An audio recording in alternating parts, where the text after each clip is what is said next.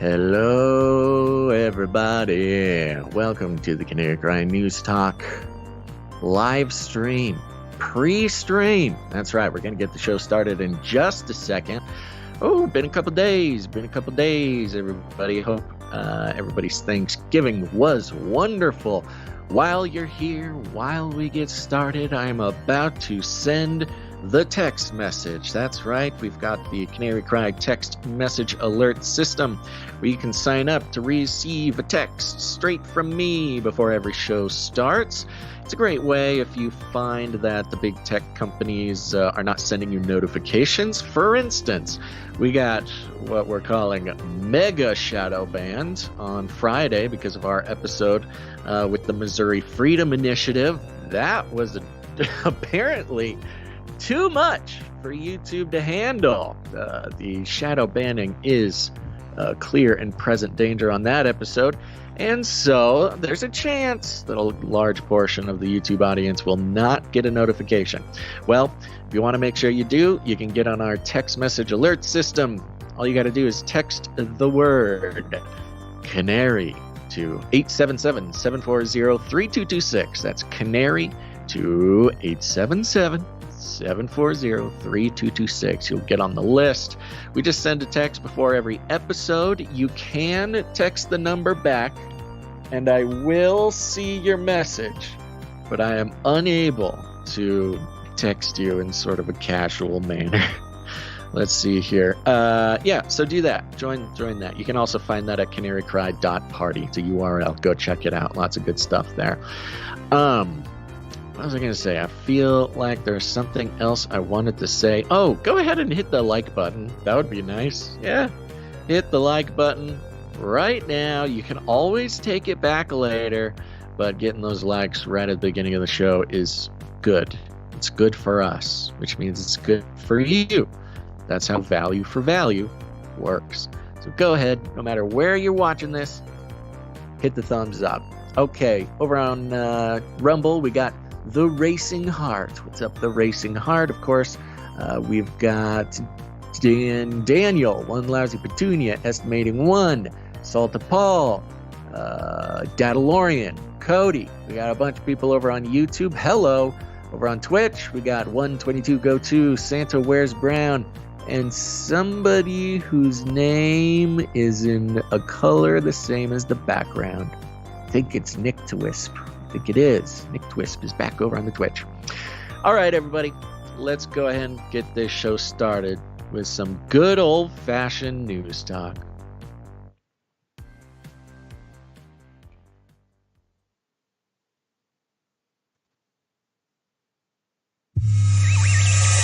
The world is getting crazier. People are acting more and more insane. The end of the world is tomorrow. Tomorrow. There's only one thing to do when the world is falling apart. Listen to Basil and Gonz as they discuss this week's news and events through the lens of Bible prophecy. You are listening to Canary Cry News Talk. You're listening to Canary Cry News Talk. Today is November 27th, 2023. This is episode 692. And today, whimsically, scripturally, and signing on from off the grid, Razzle Dazzle. I'm your best buddy Basil, and you are not crazy. And my name is Gonz, director of the Age of Deceit Films, your favorite Asian provocateur for Christ, live to tape from California to bring you the best news, which is the gospel message of Jesus Christ, while reporting the egregious with a well-rounded, biblically grounded take on world events and today's emergent phenomena. You know that phrase, Basil? Ain't that the truth? Heard of that one? What are the first two letters of that phrase or idiom? A-I. It's taking over all the topics in the news cycle, Basil. You know, I really appreciate all the energy you put into these. I don't put in that much. These just come, baby. They just. Oh no, they're popping you in. Don't? They Weird. just pop in, and surely nobody would notice. No. Well, I prepare, but you know, I'm not spending too much time trying to come up with the content there. It's just sure. Hey, what are we talking about today? AI, boom, lots of AI.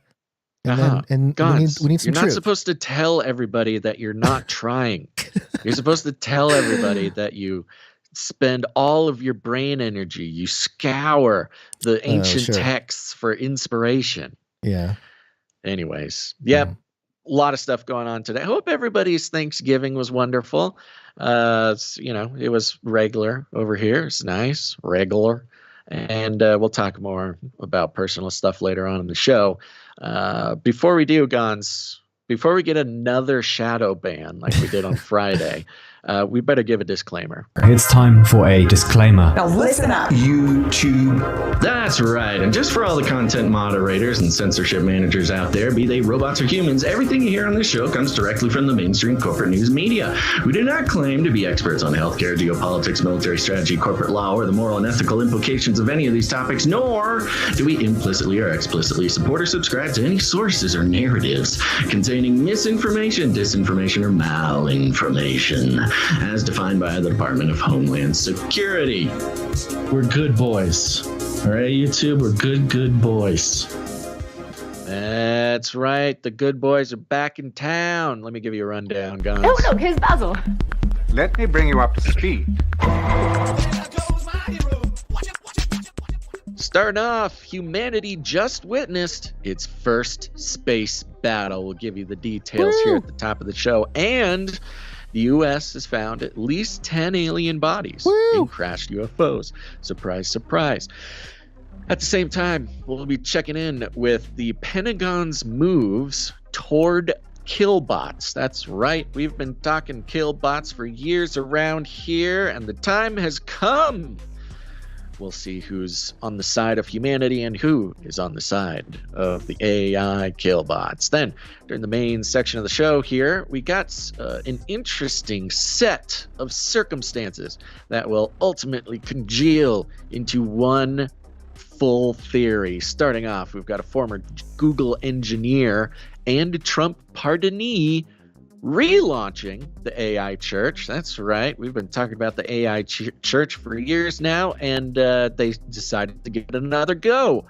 And of course, Gons is going to tell us what happens if Donald Trump dies while running in the 2024 presidential election. Then some big updates at the OpenAI. That's right. Sam Altman, where is he now?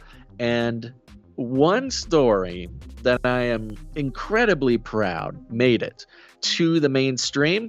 And for those who are longtime Canary criers, I think we talked about this subject on the first episode of Canary Cry Radio in 2012.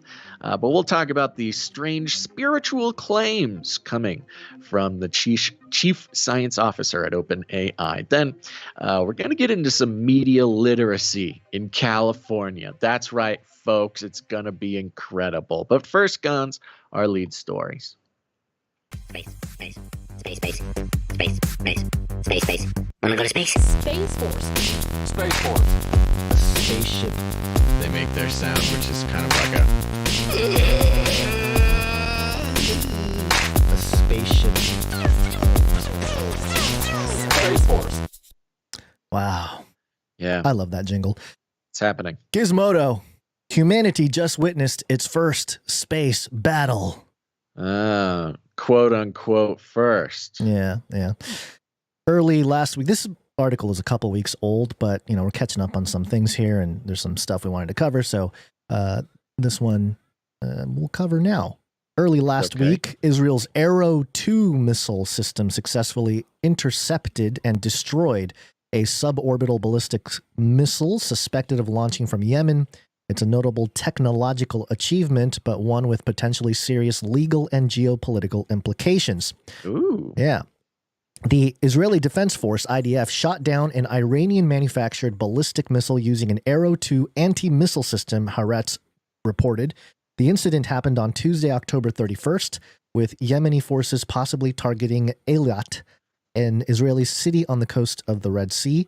The Telegraph claims the missile was intercepted and destroyed above the Kármán line, which is at 62 miles or 100 kilometers above sea level, is widely recognized as the boundary of space. So did it pierce the firmament, Basil, or did they just get above an artificial line that people just kind of decided was the line at which space begins? Yes, we've talked about the Kármán line. Yeah. There have been many earlier instances of missile-on-missile interceptions above the Kármán line, according to Harvard Smithsonian astronomer Jonathan McDowell. However, all previous cases involved interceptors targeting missiles launched by the same party for testing purposes. Whereas this is the first occurrence of a missile successfully intercepting an incoming missile from an adversary in space, McDowell, an expert on space launches, explained to Gizmodo over email. Which, it's kind of interesting because the capabilities have been there, and they're just, they're admitting that, they've done this type of drill before, but it's the first one where it's not a drill, Well, of course, you got to test the missile. If you're making a missile, you got to test the missile. But for, first hot action above the Kármán line, this show is filled with sort of precipice points of humanity. Us just waltzing right across the edge of the future. And this is one of them. I mean, whether or not it's kind of the most exciting thing in all of our daily lives remains to be seen. But we have officially had our first combat in space. We did it, everybody. We did it. The whole idea of having drills beforehand to test it, doesn't it feel like, we got to do kind of a pre-show, a rehearsal, and then we got the real show, official game time. I don't know. Did they call it drills? They said tests. Or are you calling it drills? They testing for testing purposes. Yeah, testing. Testing is different from drills. Okay, so it's even less of a thing, probably, right? Yeah, it's nothing. It's just let's give it a try. Okay, well, still, it's all pre-done, make sure it works, and then it can happen, in a geopolitical context. Yeah, that's generally how invention works. I know, but it just seems more staged nowadays. I don't know. You tell me, man. Maybe I'm just crazy losing my mind. I am. Don't worry. I'm telling you. Keep going. Ballistic. It's funny how your tagline is now "You're not crazy," but throughout the show, it's just you telling me how crazy I am. No, I'm trying to remind you that you're not crazy. Don't worry. You got to test. You got to test technology before you put it in action, and it defends your country from space invaders or missiles. Yeah, and you also have to test the staging and the lighting and all that stuff when you do a production. Ballistic missile defense systems generally engage threats within the Earth's atmosphere, while anti-satellite tests have demonstrated higher altitude capabilities, such as those conducted by the U.S., Russia, China, and India. These have been distinct from intercepting a missile in flight. So there you go. Pretty interesting stuff. And, obviously there's more to it. They get into some stuff here. Now, they call it the Arrow 2 system, which, Arrow's not that much of a thing. But, there's some scripture that I thought was interesting when it comes to some of this because, first let me mention the line here. It says this technology, talking about the Arrow 2 system, traces back to the V-2 rockets developed by the Nazis.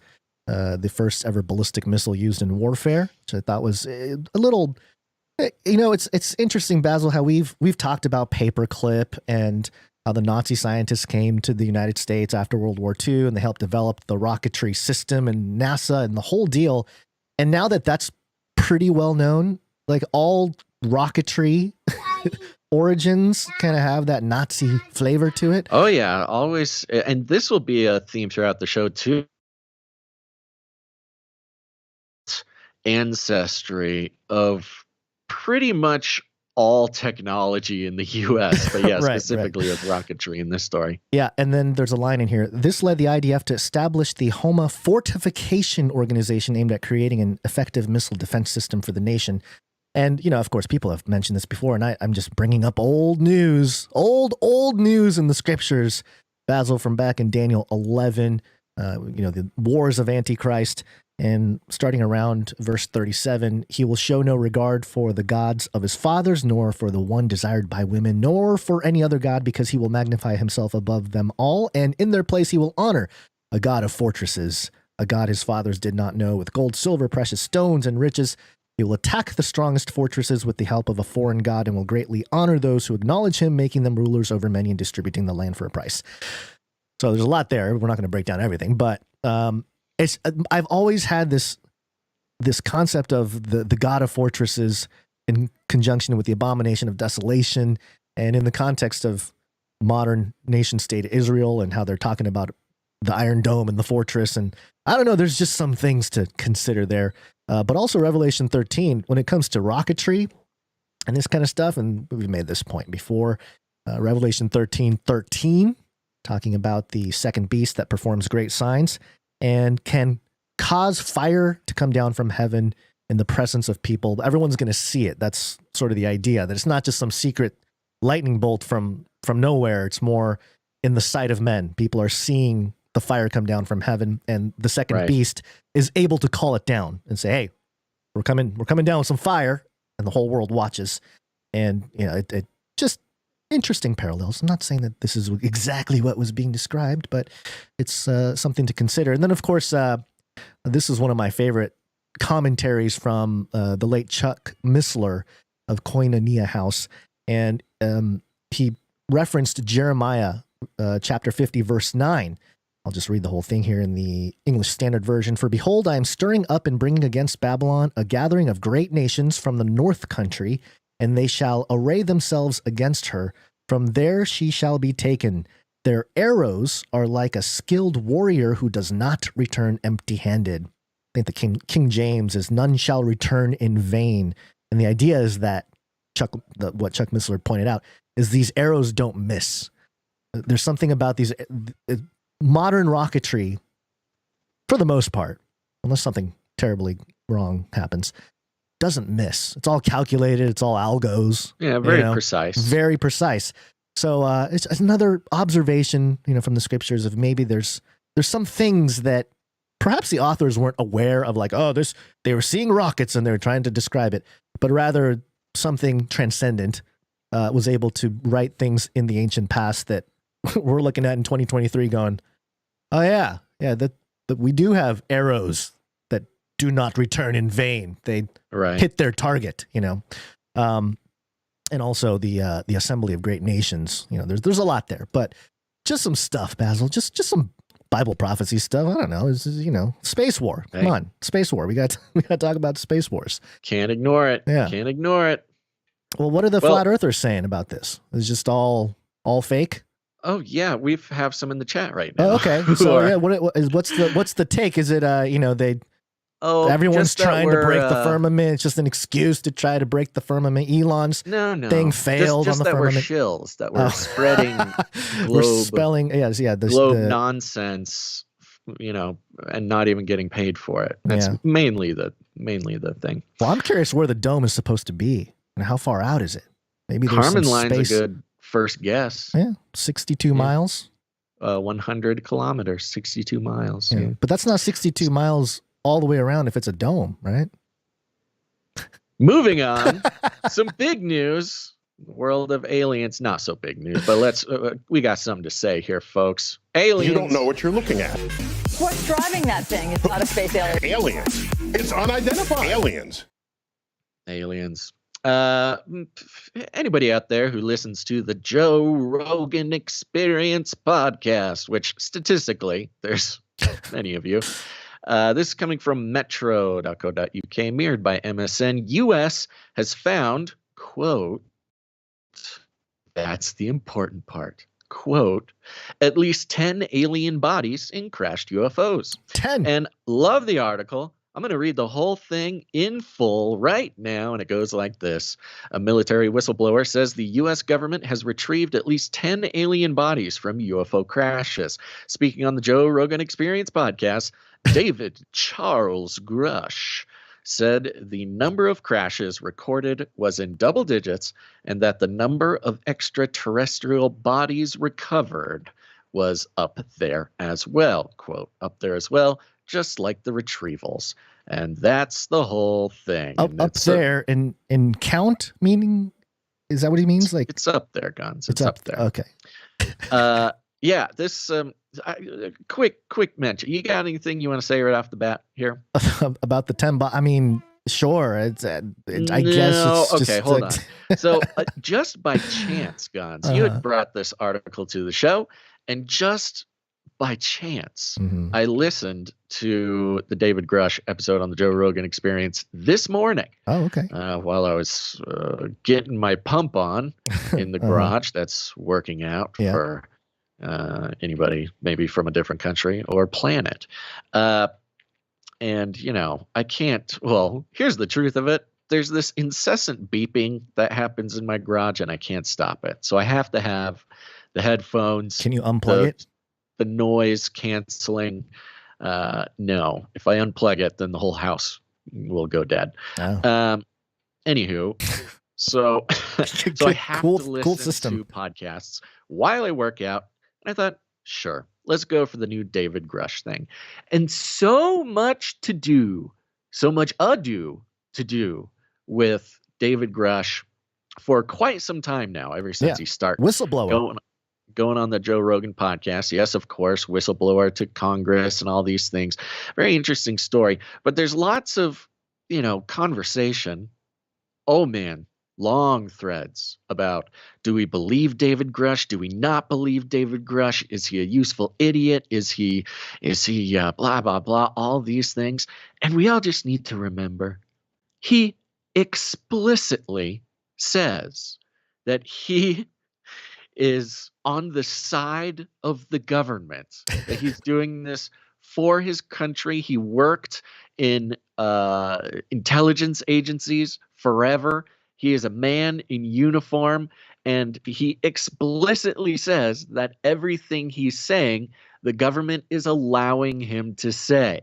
So the argument about whether David Grush is a government agent, working on the soft disclosure of aliens, is not a discussion. By his own admission, he is only saying what the government is allowing him to say, and no more, no less. And so it just comes, put that to bed right now. And just as a reminder, we say it every time he comes up in the last year or so, but the whistleblower legislation changed. The laws changed around whistleblower protection, and then all of a sudden, alien whistleblowers. Yes. So it's been the so stage has been set. So that's the sort of background of the whole thing. And he did go on there. He's had a lot to say. Yeah. Once again, not a whole lot that a lot of words, not a lot of substance. Well, like the same story. I mean, he's got a lot of substance, just nothing new. Nothing new. That's part of what's going on here. Yeah. And this is why I do appreciate David Grush. For all of us that have been following the alien thing for decades, what we are watching is the official soft disclosure. This is it. David Grush is it. He is an agent of the government saying what they want to say, disclosing as much as the government wants to disclose at this moment on the perfect platform, which is Joe Rogan. More people listen to Joe Rogan than watch all the nightly news channels combined.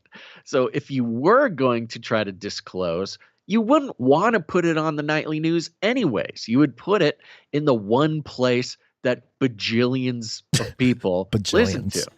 So this is it. This is what we've been talking about for years now. This is the disclosure. There's no need to argue about whether he's for real or not for real. That's beside the point. The point is he is the instrument by which the government is disclosing UFOs. Now, with that, we can certainly guarantee that there are at least some lies of omission going on there, as he admits himself. He's like, right. Oh, I can't talk about that, can't talk about this, blah, blah, blah, blah, blah. So yeah, but that part of that also, I would imagine, creates the mystery. Like, you got to keep the mystery going a little bit. He's a whistleblower, but also, leave him wanting more. The sentiment of, we're left with more questions. It's not that there were answers. It's just there's more questions now. It's great. And to your point, being sort of the agent, the mouthpiece of the government in terms of the disclosure, the news media gets to just keep coming back to it with all kinds of different angles. Maybe something he said months ago, but then now he can use it in a headline 6 months from now, and the clicks are dying from the Middle East stuff. So it's we can pull out the alien thing again, and there you go. We got 10 bodies. This is the history. the history will be written that this is how the government disclosed UFOs. And honestly, they're doing a great job. They are doing it in a way that, most of the country is so worried about other stuff, they don't really take they've made it kind put of much stock into the Joe Rogan experience. Right. And the people who are passionate about it really have known everything he said. Yeah. He's just doing a great job of consolidating the entire collection of UFO stuff into one, outlet. We one have guy giving one interview. We have to consolidate before we can move higher, Basil. You get more revelation to come, but people have to digest, what had been. Yeah, exactly. So that's what's going on. Yeah, you create a new there's normal. No need to get worked up about it. Yeah. He is explicit. You are witnessing government disclosure, and it's happening at the speed they'd like and with the detail that they'd like. And when they are ready, when the stars are aligned, if you will, when the situation is beneficial, they'll tell us more. Yeah, and I have been looking at the whole alien subject and through the lens of the technological development for the last decade, and this whole thing reminded me yes, buddy. Ooh. Oh, busting out raisins. Cry, who wants raisins? Canary Cry BabysittersClub.com. Oh, yeah. Canary Cry Yogurt. BabysittersClub.com. We are still building up that account of producership to get the nanny in the house. Yeah. What was I saying? Yeah. Okay. So looking at some of that stuff for a while, I came across something, I think it was 2018. It was very interesting. I made a whole video about it. It was from Gizmodo, I believe, one of the sources anyway. Oh, this is from 2017. Hibernating aliens could explain the Great Silence. And, there's the Fermi's paradox. If there were aliens, where are they? And Anders Sanders, I believe, he's one of these transhumanist types. I think he's from, I can't remember if it was Sweden or Switzerland. He's one of the guys quoted in this article. And let me just mention it real quick. So they talk about digital aliens.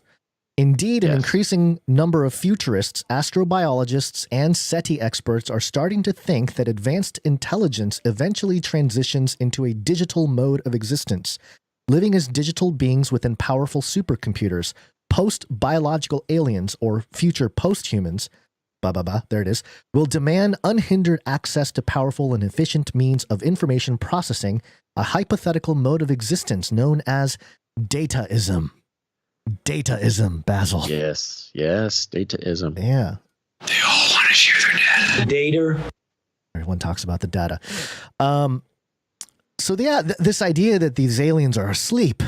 They're asleep, Basil, in the digital state. And we just have to provoke them to awaken. And so there's stuff in this article that's pretty wild, where they mention we can, another way to potentially detect these sleeping civilizations would be to mess with their stuff. But that could be very dangerous. Quote, we could try to set off some process that really would upset the astivators, like launching a lot of self-replicating probes to pave the reachable universe with our infrastructure, said Sandberg. Quote, if the astivators are halfway competent, their robot guardians will show up to stop that, which might make this a very risky way of testing the hypothesis. So there you go. That's where Anders Sanders is, or Sandberg is with self-replicating probes. What could be easier? Well, that's what I'm saying. Like the days we're in now. I mean, we are in the days of Noah. But as the days of Noah were, so shall also the coming of the Son of Man be. The cutting edge scientists and cosmologists and everything, they're like, swarm of robots from ancient sleeping alien civilization can you know what I mean? It's like, whoa, okay, all right, I guess Bible doesn't sound that crazy after that. Yeah, it's I'm just saying, as we get into the AI era and everything's AI and data and blah blah blah blah blah, the concept of this dataism, I can see it becoming more popular and becoming very confusing for people. Like, wait a minute, so they're aliens, but so like you won't be able to tell if you're talking to an anonymous person or a robot or an alien or what anymore. Yes, thank you. Sorry, that's what my brain was trying to articulate, process when I froze there for a second, Yeah. which is we are coming to a point, and we've, again, another thing that we've postulated for years, but we really are coming to a point, and you'll see it sort of come together as this episode goes on, that the religion of AI, the religion of aliens, the religion of, well, I mean, even just like demonic stuff, like all these things are not separate. They might, in a very technical and specific way, be different from one another. But what we're seeing is, even in the secular context of these ideas, they're all congealing into one spiritual concept. And this is people like us have been making connections in these dots for many years, and that's why we're called crazy conspiracy theorists podcasters on the internet. It's a very fringe sort of topic to talk about aliens and AI, and not just their existence or non-existence, but more specifically the sort of spiritual ecosystem that they exist in.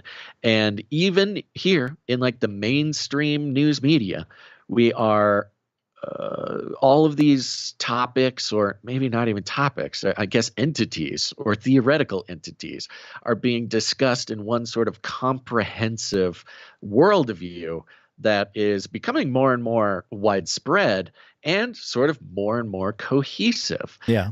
And that includes sort of the supernatural spiritual entity side of things. It's not excluding necessarily a biblical worldview of spiritual personalities getting to work, doing stuff in sort of our realm. So it's very interesting to watch, and it's popping up in many different contexts, which we will enjoy exploring this episode and episodes to come. If the breath was given to the image, Revelation 13, giving it life in a sense to, I don't know, a pile of dirt or some body that's not alive. It's consistent with all the alchemy stuff, with the homunculus or the golem, but also with, if the U.S. really does have at least 10 alien bodies, is this the government's way of saying, like, we have some wetware hosts for you, demon? Like, what is it any different if it's aliens or AI or demon? It's not anymore. I think that's what your point is too, right? It's all congealing, but it's it was interesting. Always our weird place to, us and people like us, to connect these dots and talk about spirituality and AI and aliens and everything, and sort of compare, contrast, and congeal them. And now it's just, it's the natural flow as more people get on board with these things. It's just sort of the natural conclusion. It's very interesting to watch. Well, the government, now that they have the hardware, they just need the software. They're like, hey, we got the hardware here. We found them. 10 of them. 10 bodies. It's up there, man. It's up there. All right. Well, we'll get more into it, folks, as we move along here. But we should remind everybody exactly what day it is. Gary, what day is it? Monday. Monday. Sounds like somebody's got a case of the Mondays. Gary, what day is it? Monday. That's right. We've made it again. Hope everybody enjoyed the 2 live streams last week. Of course, we live streamed the very recently, previously posted Ireland and Palestinian episode. I thought it was very interesting, Guns, and I was happy to hear that you did too. Yeah. No, the episode was awesome. I thought the timing of us publishing that was prescient. It worked out well. Worked out well, didn't it? Yeah. And not only that, on Friday, man, we've gotten such a great response to Friday's episode, which was Patrick Holland with the Missouri Freedom Initiative, talking about, just getting pumped on some freedom, freedom emails. Yeah, send them out. I hope everybody better have sent off their freedom emails. If not, I don't know what you're doing. Yeah, that was, again, great job on the conversation there, Basil. I wish I was able to sit in on that. I had some questions for Patrick, but maybe in the future we can knock some things out. But yeah, I mean, sure. Activism. I personally have never been comfortable with the idea of activism in that sort of That's kind of a way. bad word to some people. Yeah, I think I've been conditioned out here in California to think, oh, you're a bad person if you're an activist. But yeah, I think everything made sense, and especially if you can point to the Constitution, it's kind of like, yeah, all right, I think we have the right to do some of the stuff. It's not a big deal. It's like, hey, if we could get enough people to do it, it's like, the folks that are supposed to represent us have to represent us, and we can vote them out if they don't. But unless we actually move, and more than vote too. Yeah, sure. Voting's just the start of it, as Patrick taught us all on that episode. So if you haven't done it, folks, I highly recommend you check it out. It was very inspiring, constitutional activism, and man, oh man, I did not really fully realize how American, cool, how on point, how much Missouri rules. I mean, it's awesome. Yeah. So, not gonna lie, took a second during the episode to look at some property in Missouri to see if it's a possibility. It's definitely on the list if relocating has to be done. It's the home of Skywatch TV. It's beautiful country. I've been out there. I love it out there. Silver Dollar City, baby. Silver coins, coinage, actually. Yeah. Oh, well, Silver Dollar City is the amusement park. Right. Yes. Yeah. I do have a question for you, Basil. I don't know if you have the answer, maybe somebody in the chat, but how long is the acceptable we're eating leftover Thanksgiving food thing? How long can you leave it in the 3 weeks? 3 weeks. Okay. Yeah. Abraham Lincoln said it. Really? And I believe him. 3 weeks. Basil real quick, GPT. Before we move on, guys, I have some big news for you and the rest of everybody. Okay. I don't think you saw this because I got it in a personal thing, and I wanted to save it for the show. Okay. The Missouri Freedom Initiative episode of Canary Cry Radio is, I think, as we speak, playing on FM radio all over Missouri right now. What? Yeah. No way. We're radio stars now, Gons. Really? And it's That's not crazy. It's not even the first time. Let me see here. We've just been blasting on Missouri. We're just all over Missouri. This is awesome. Missouri's our place, man. Missouri Canarians, listen up. Let's get some Missouri meetups going. Let's see. We played on Sunday night. We played this morning, and we're scheduled again on Wednesday to play the episode. Is there a radio station that we should thank or something that's doing the thing, or what's? Oh, that's a good question. We should give them a shout out. Or is it just somebody in a basement that's got it is a radio large station. satellite dish? The person did not tell me exactly what radio station, so I'll get that information, and we will thank the radio station for that. That's pretty cool. And if anybody else out there works at a radio station, you want to pop us on, you can do that, and we'll give you thanks on the podcast. So keeping it real, man. The old radio. Is it AM or FM? It is FM. FM radio. Oh, yeah, not up. even crazy. AM radio. Yeah. And I am of course getting the message right now. They took it down. They shut down the whole thing. Fire fell from the sky, and no, of course, the person who let me know all about this is watching live right now.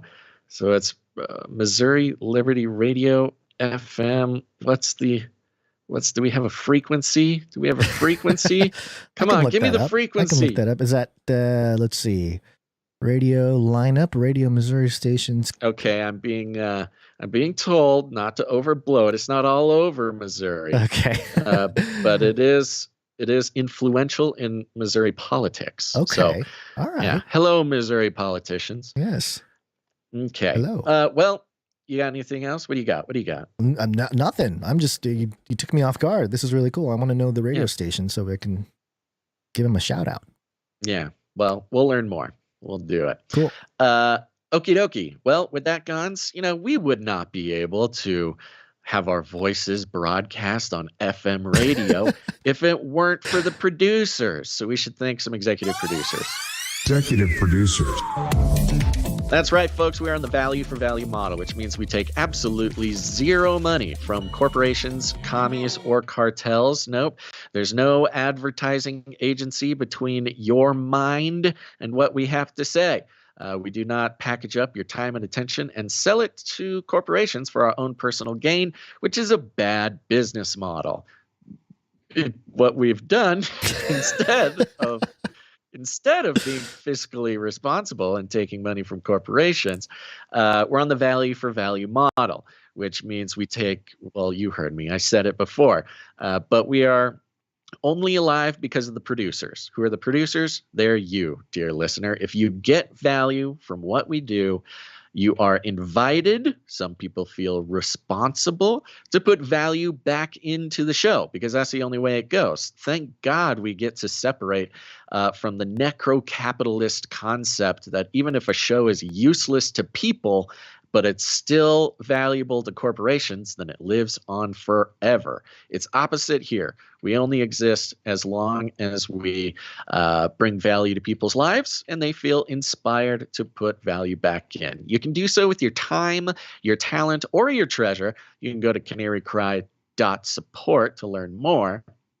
Canarycry.support. Yep, and we got some executive producers that we're going to thank. Executive producers, they come in for $100 or more for any individual episode, and we're so very grateful to them for that. So we're going to thank them now. Okay, ready? Let's do it. Okay, we're starting off with the king of executive producers. That's right, it's executive producer Sir Alex Protocol V2, Knight of the Berean Protocol.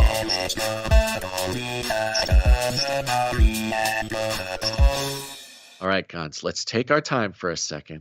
I need to ask you a question. Did you get the art from Sir Darren, Knight of the Hungry Panda? Let's see. See, this worries me, Gonzo. This worries me that today you did not get it. It's on the sheet. It's right on the very helpful spreadsheet that we tell everybody to go to canarycry.art and to upload the art, because it goes onto our spreadsheet so we don't lose it. And it's waiting there for us. And so, of course, much like your emergent phenomenon, you put a lot of attention and time into making sure that we get all the art from the spreadsheet and put it on the show. Surely you've done this, yes? Yes, ready to go. Okay, good. Yeah. Because, and remember, there's also a jingle that is about to be called upon, and that's because Sir Alex Protocol, V2, Knight of the Berean Protocol, frontiersman, pioneersman on the frontier of executive producer streaks, has been producing the show in total for 239 episodes in a row, but he, as of last Wednesday, actually, was on a 33 executive producer streak, making him the first ever executive producer illuminated master shill.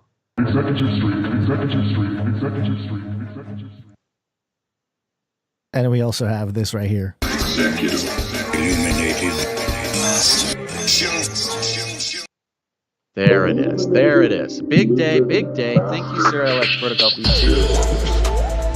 Officially solidified illuminated lizard master shill. The most exciting streak. You just got washed over by the new Illuminati master shill. I feel that.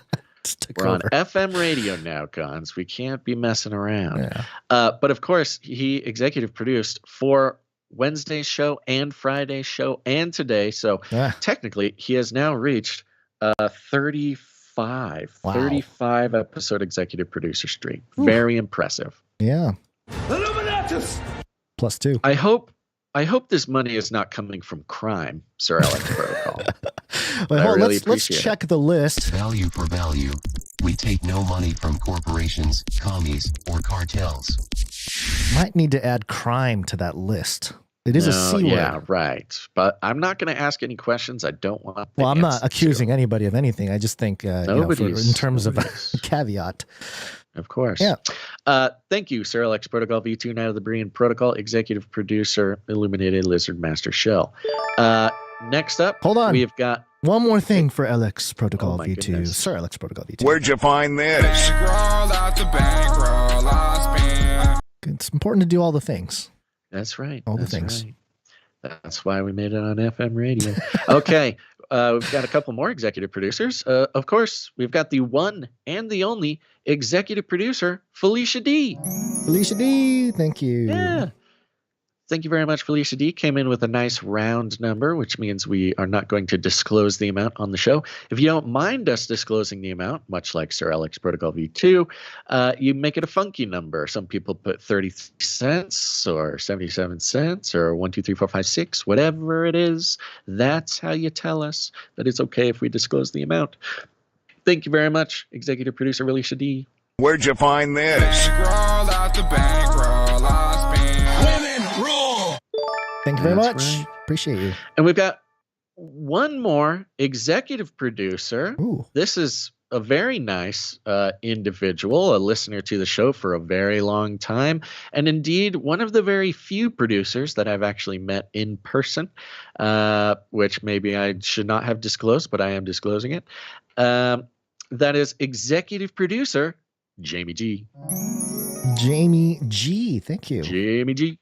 Thank you very much, executive producer Jamie G, and came in with a very impressive executive producership of 1, 2, 3, 4, 5, 6.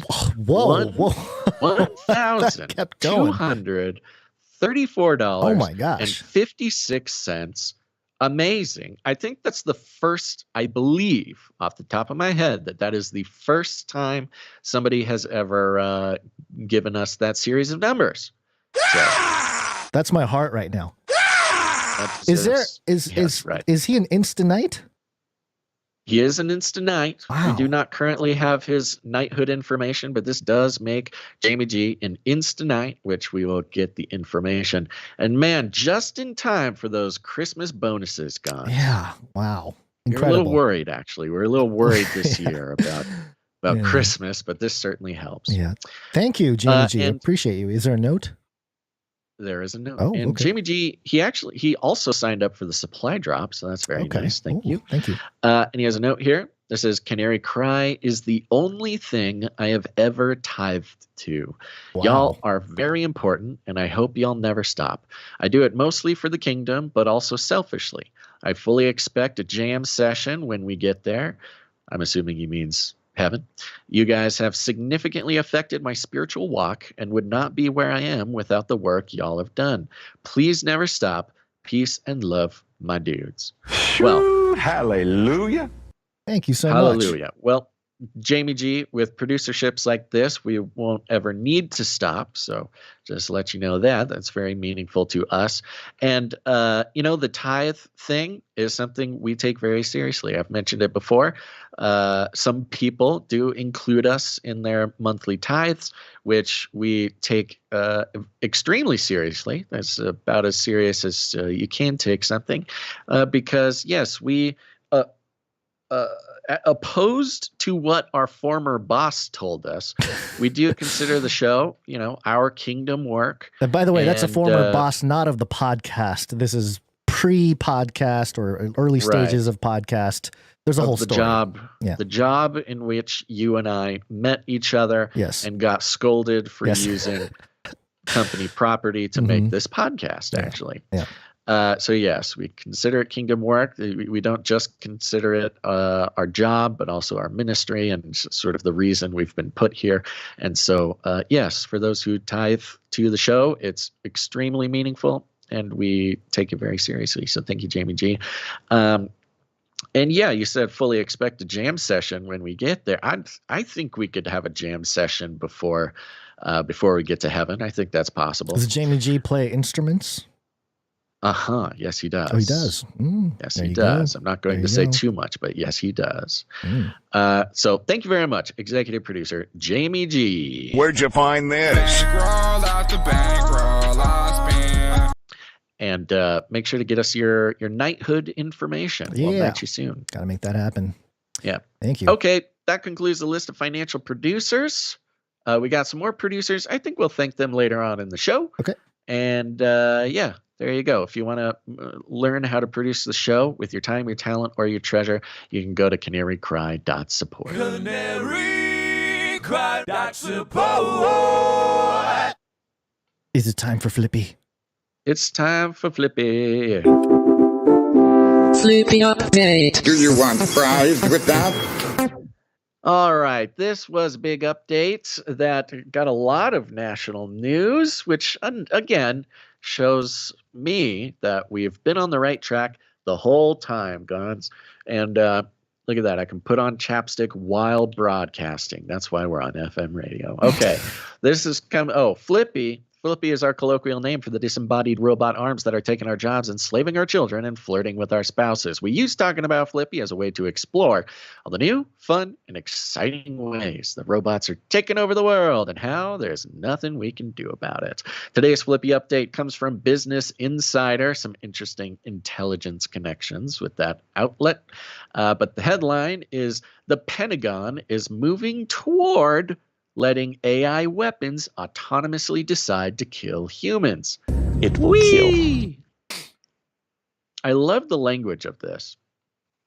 Sometimes, Gons, sometimes I get accused of speaking too generally or being too careful with my words.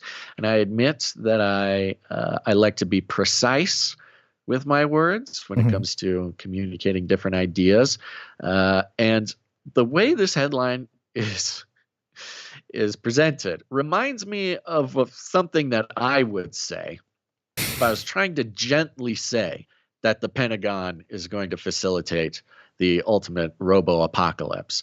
And that is that the Pentagon is moving toward letting AI weapons autonomous. They're just moving in the direction of the robo-apocalypse. The general direction. Nothing specific, just a stroll towards AI. Yes, swarms. They're just, they're not committing, but they are trending that way. We're all going to die. The article goes like this: the deployment of AI-controlled drones that can make autonomous decisions about whether to kill human targets is moving closer to reality. Drones. Drone strikes have saved lives. Can we shoot them down if over our property? Drones.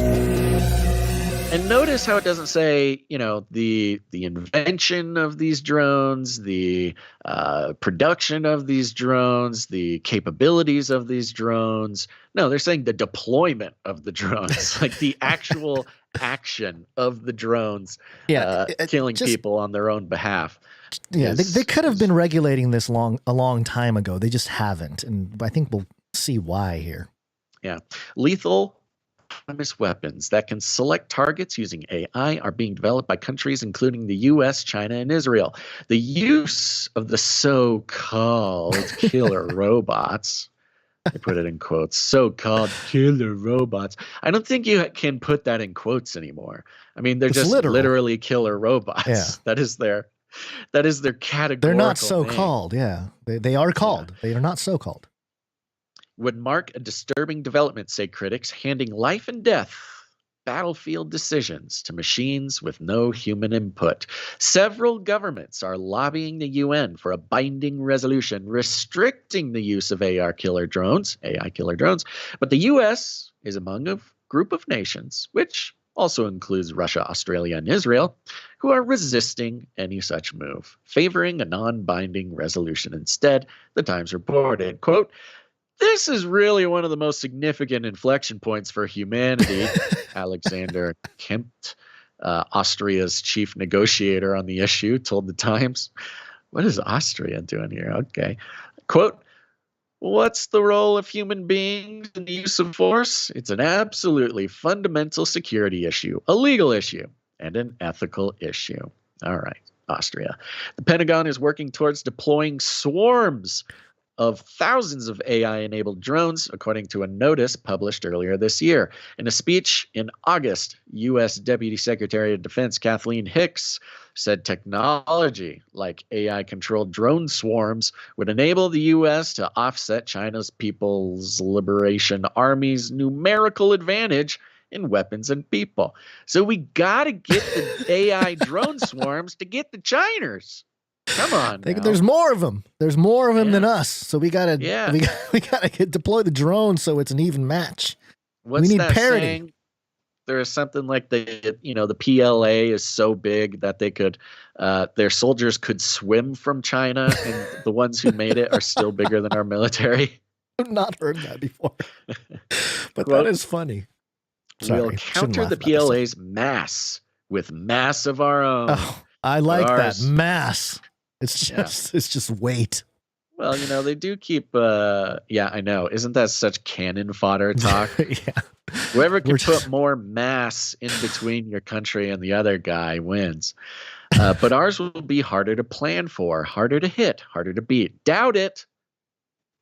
Who's got the space lasers? They're gonna win. Harder to hit, harder to beat. You just gotta blast one massive microwave tower at these things and they'll all fry. They're so easy to beat. Yeah. Moving on. Frank Kendall, the Air Force Secretary, told the Times that AI drones will need to have the capability to make lethal decisions while under human supervision. Quote, individual decisions versus not doing individual decisions is the difference between winning and losing, and you're not going to lose. Yeah, so he's basically saying we'll lose if we have to get humans involved. Quote, I don't think people we would be up against would do that. And it would give them a huge advantage if we put that limitation on ourselves. Yeah, they would do it, so we're going to do it. The New Scientist reported in October that AI-controlled drones have already been deployed on the battlefield by Ukraine in its fight against Russian invasion. Well, so if they can do it, we can do it, though it's unclear if any have taken action resulting in human casualties. The Pentagon did not immediately respond for a request for comment. So there you go, Gons. We're closer than ever. We are trending towards letting these swarms of thousands of AI drones make decisions on their own. And the headline image on this article is maybe the most disturbing part about it.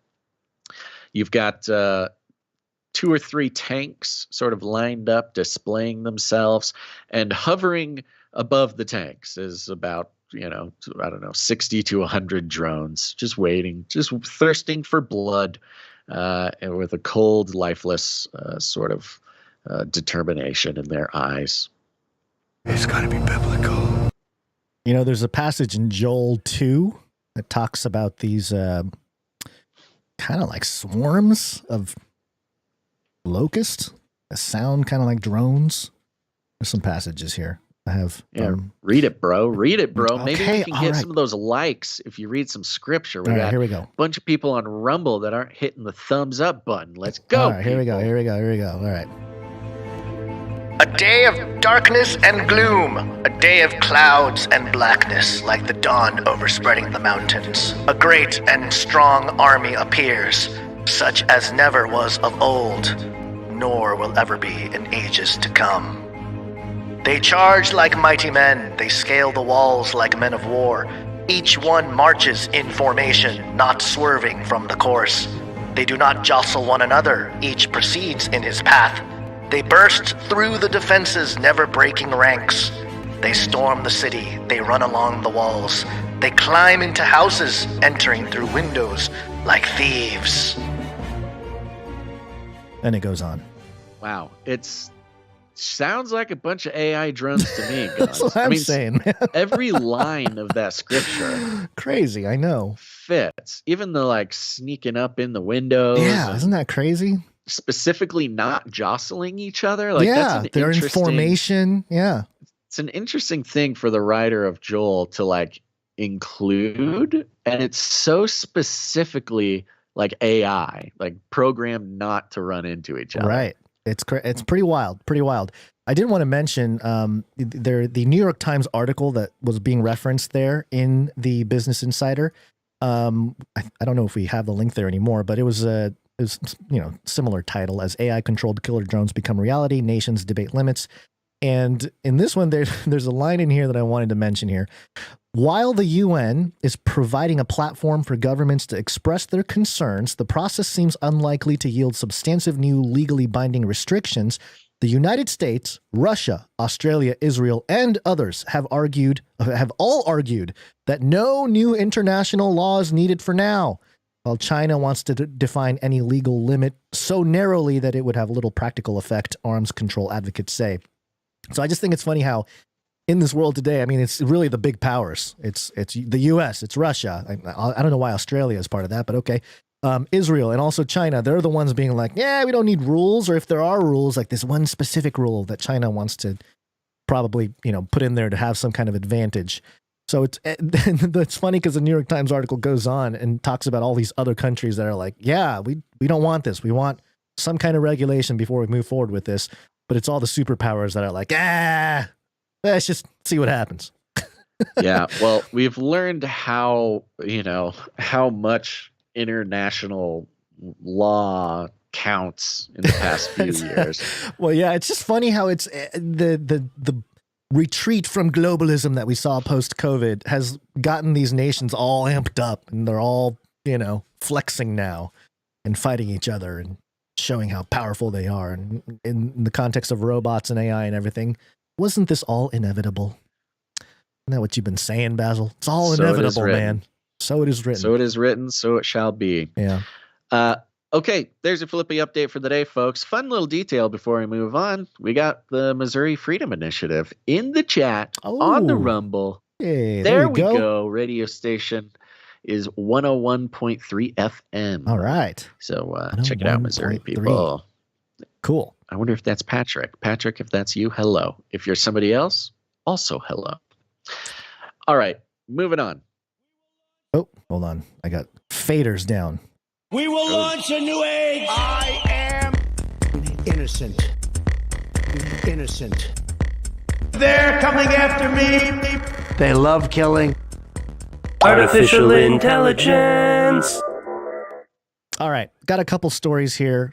And welcome to my crazy brain. Business Insider to kick things off here. Former Google engineer and Trump pardonee Anthony Levandowski relaunches his AI church. And of course, we talked about him. I think it was 2016, 2017, something like that. Yeah, way of the future. Anthony Levandowski, a pioneer of self-driving cars and controversial Silicon Valley figure, announced the return of his AI church in an episode on Bloomberg's AI IRL podcast. Oh gosh, AI IRL podcast. Yeah. Oh. Yeah. Have you listened to the AI IRL pod? How many people listen to that thing? Levandowski started. I don't know. I can look it up. Yeah, you should. Levandowski started his, quote, Way of the Future church in 2015 while he was working as an engineer on Google's self-driving project Waymo. While the original church was shut a few years later, Levandowski's new venture already has, quote, a couple thousand people who are trying to build a, quote, spiritual connection with AI, he said, per Bloomberg. Quote, here we're actually creating things that can see everything, be everywhere, know everything, and maybe help us and guide us in a way that normally you would call God, Levandowski said. Yeah. I have like the biggest facepalm moment right now, adding that his aim was to help people gain a deeper understanding of AI and allow more people to have a say in how the technology is used. So, it's funny because he's making the point that the big point that I'm going to make in Age of Deceit 4. The cat's out of the bag, Basil. It's not really that crazy of a point, but the counterfeit ledger of life.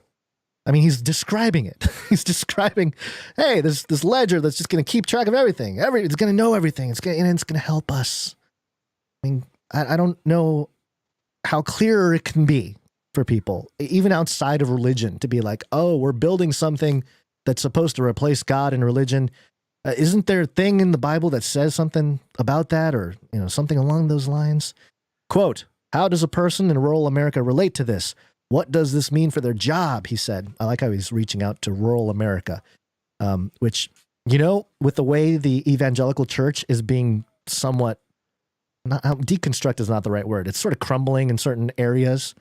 It's an interesting target there, rural America. Quote, Way of the Future is a mechanism for them to understand and participate and shape the public discourse as to how we think technology should be built to improve you. Interesting take there. Very, that's the one. Very Crowleyan in a sneaky way. It's not really obvious, transhuman. But transhuman. But do as thou wilt shall be the whole of the law.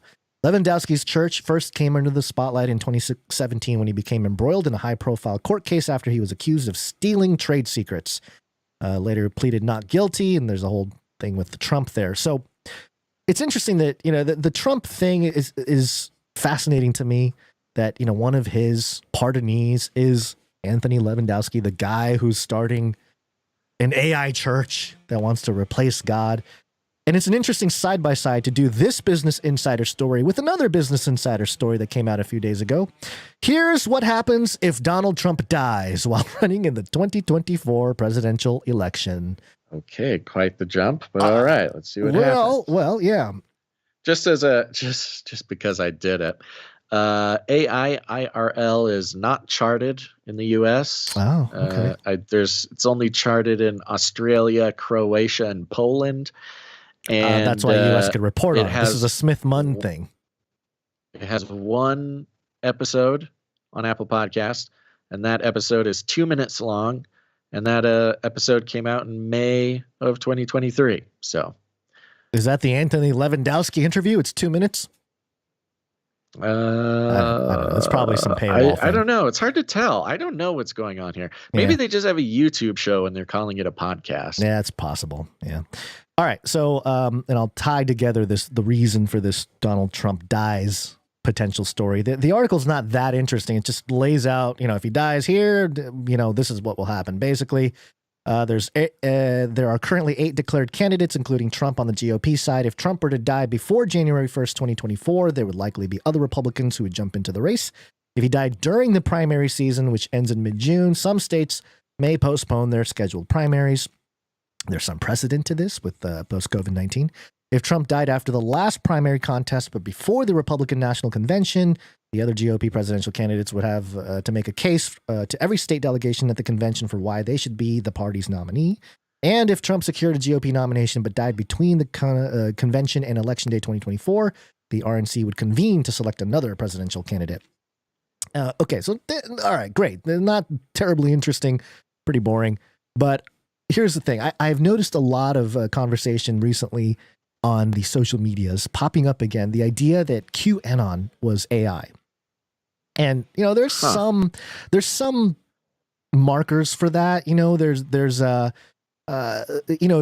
Just in my thinking, if you connect a large language model because it's all input output, whatever you put into it, you're going to get some kind of output from it. That's how this AI system works. It's not sentient or anything, at least the way, the things operate now. And so if they connect a database of like all these conspiracy theory shows and blogs and books and all this kind of stuff mixed in our Christian type of stuff, like from people like us, right? Then they would spit out these conspiracy type of, secret coded type of language that gets people all riled up. It would make sense if somebody's running that to come up with it. But the greater theory here of the sort of Donnie Darko theory is he's been very vocal about the idea that Trump might be the Antichrist and he might die, and if he dies then there's going to be an image built that he's going to fulfill the image of the beast prophecy, and who knows, I don't know if that's all a thing that's going to play out. But given the Q thing, and if it is AI, I mean, it would be weird to be like, oh, Trump's dead and then but he lives. The Q heads get all crazy and they're like, he lives in this AI, Trump GPT. He's just everything you thought about him. He's still alive in the thing. The timing of the death and the timing of products like that will be interesting to see. I've always my theory, and this again, this is an uninformed theory. So, and it probably is not going to happen. So, just this is for entertainment purposes only. Is that if Trump dies, the mainstream media will report that he dies. And it'll come at a point that they won't be able to really change much of the ballots, and it's going to cause upheaval because it's not going to be true. Trump's going to hop on Truth Social and be like, I'm here, I'm still alive, it's fake news. And it'll just cause this chaos right around election time. So I don't know. I don't know what the timing of that would have to be to make it like truly as chaotic as possible.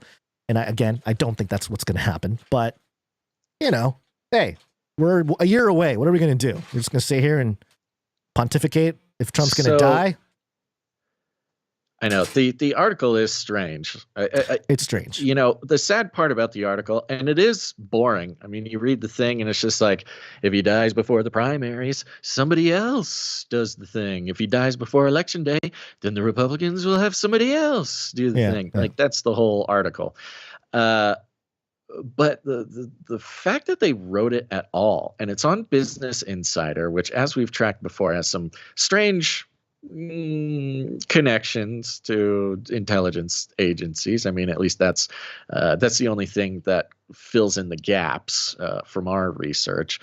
Then, first of all, this is sort of a meme being planted by intelligence agencies, or it's a response to like Google Analytics or something, like the search terms for what if Trump dies.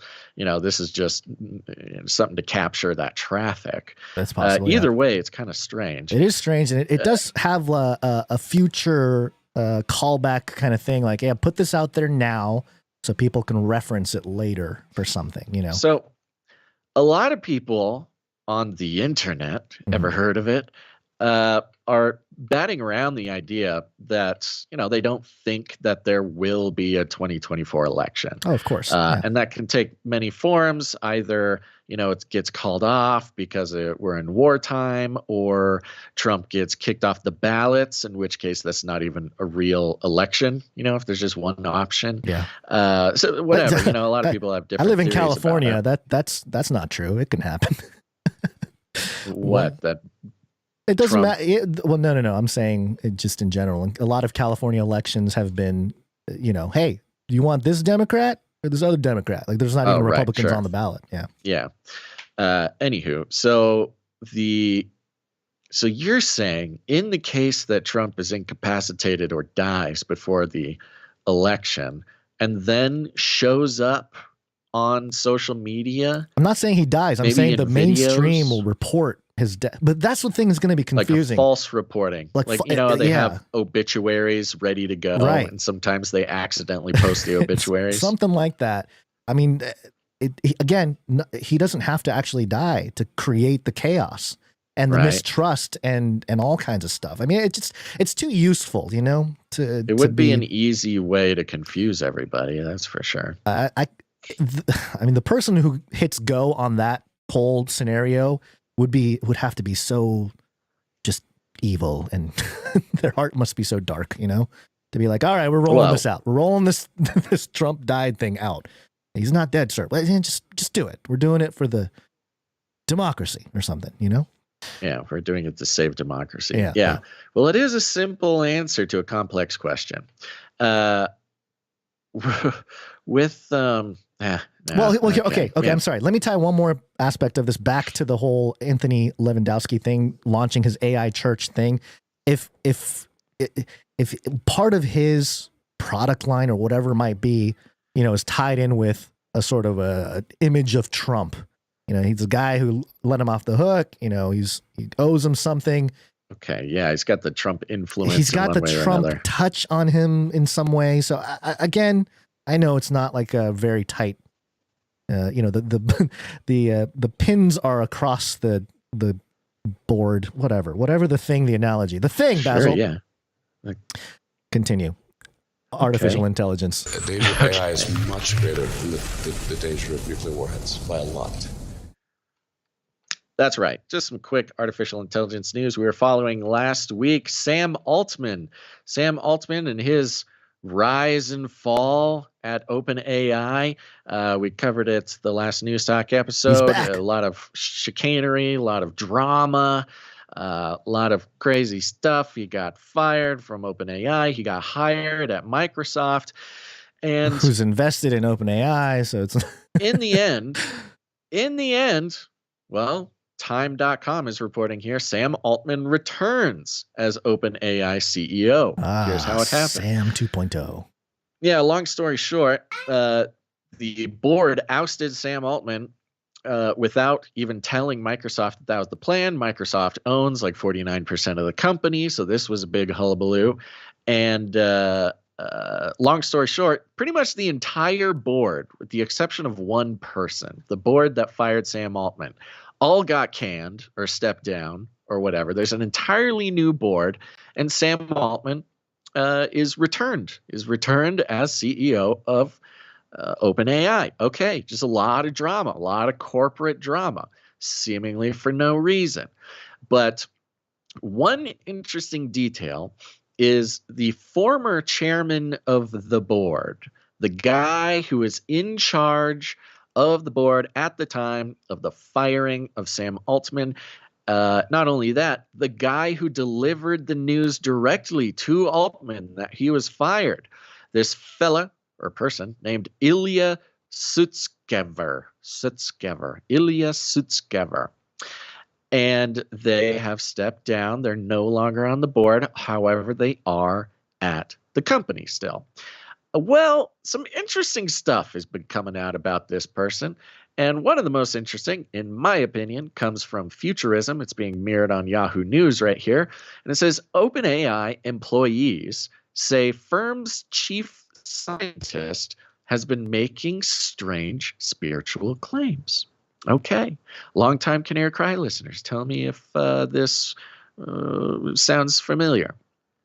Why does it feel like everybody at OpenAI has lost their mind? In what's arguably turning into the hottest AI story of the year, former AI CEO Sam Altman was ousted, blah, blah, blah, and now he's back. A key character in the spectacle has been OpenAI chief scientist and board member Ilya Sutskever, who, according to The Atlantic, likes to burn effigies and lead ritualistic chants at the company, and appears to have been one of the main drivers behind Altman's ousting. But clearly, he almost immediately regretted his decision in a bizarre attempt to save face just days later. And they have the quotes from him. I deeply regret my participation in the board's actions.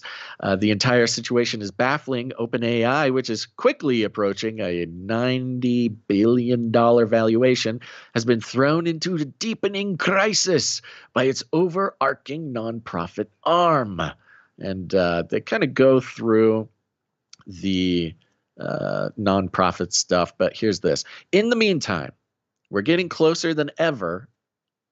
We're getting a closer than ever peek at what makes OpenAI's power players tick. Case in point, Sutskever has established himself as an esoteric spiritual leader at the company, or The Atlantic, cheering on the company's efforts to realize artificial general intelligence, AGI, a hazy and ill-defined state when AI models have become as or more capable than humans, or maybe, according to some, even godlike. His frenemy, Altman, has long championed attaining AGI as OpenAI's #1 goal, despite warning about the possibility of an evil AI outsmarting humans and taking over the world for many years. Still, The Atlantic's new details are bizarre, even by the standard of tech industry wackadoos. And that's another thing you got to keep in mind. All of these Silicon Valley leaders, quote unquote, are absolutely bonkers. They're bonkers in their personal lives and their relationships and their everything, including their business religion they're starting here. Well, but it sounds like he's even more like he's pushing the boundaries. Like we're the rest of the country is sort of feeling the pain with Altman. You know, they're kind of sympathetic towards his situation because it's like, oh, look at this crazy guy, the crazy guy. Yeah. So keep in mind raising the bar for the esoteric and occult ancestry of rocketry, Operation Paperclip, the cultists, the occultists at least. who have been at the head of so many technological sort of advancements. Quote, feel the AGI.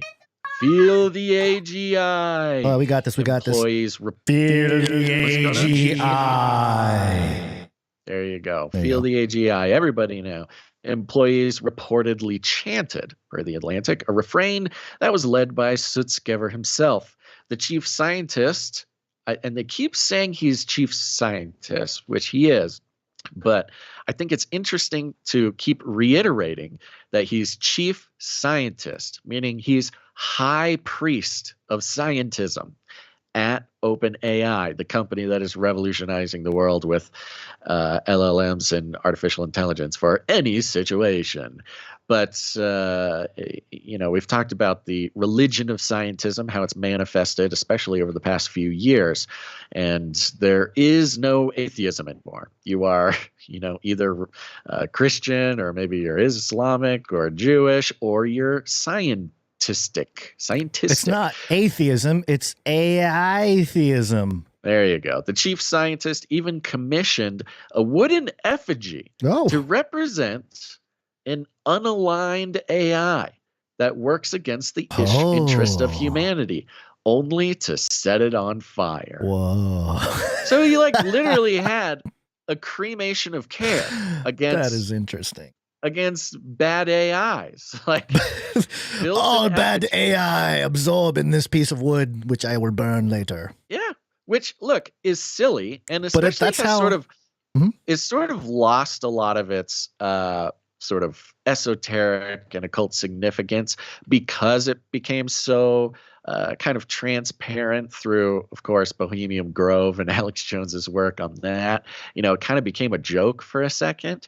But the cremation of care, the burning of an effigy of your enemy, I mean, this is long-standing occult practice. This is, whether or not it does anything, the occultists definitely believe it does. So he's leading ceremonial and ritual magic going on inside the AI company, which, look, we've quoted Elon, we've quoted the CERN guys, we've quoted these guys for years who all have been saying out loud, we're opening a portal to the demonic realm. A demon comes out of the portal. They say these things. But we're crazy conspiracy theorist podcasters for mentioning it because, of course, he was just being metaphorical. He was just making an illustration.